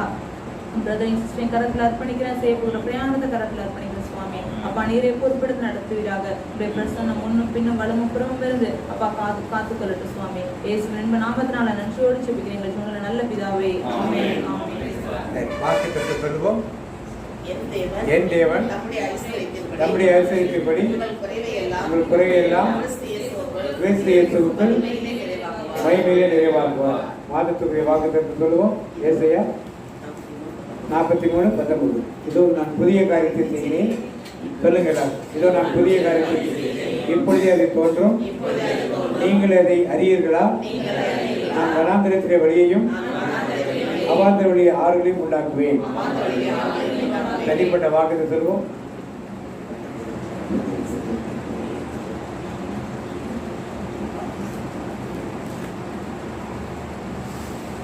ஆண்டவருடைய ஆசீர்வாதத்தை உன்னை காக்க கடவர். ஆண்டவர் முகத்தினை பிரகாசிக்கப்பட்டு கிருபை இருக்க கடவர். ஆண்டவர் முகத்தினை பிரகாசிக்கப்பட்டு பிரசனமாக்கி உனக்கு சமாதானம் கட்டிடுவார்.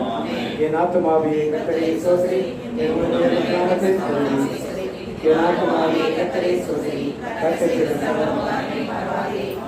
இயேசு ரத்தத்தில் மறைந்துள்ளேன், இயேசு ரத்தத்தில் மறைந்துள்ளேன், இயேசு ரத்தத்தில் மறைந்துள்ளேன்.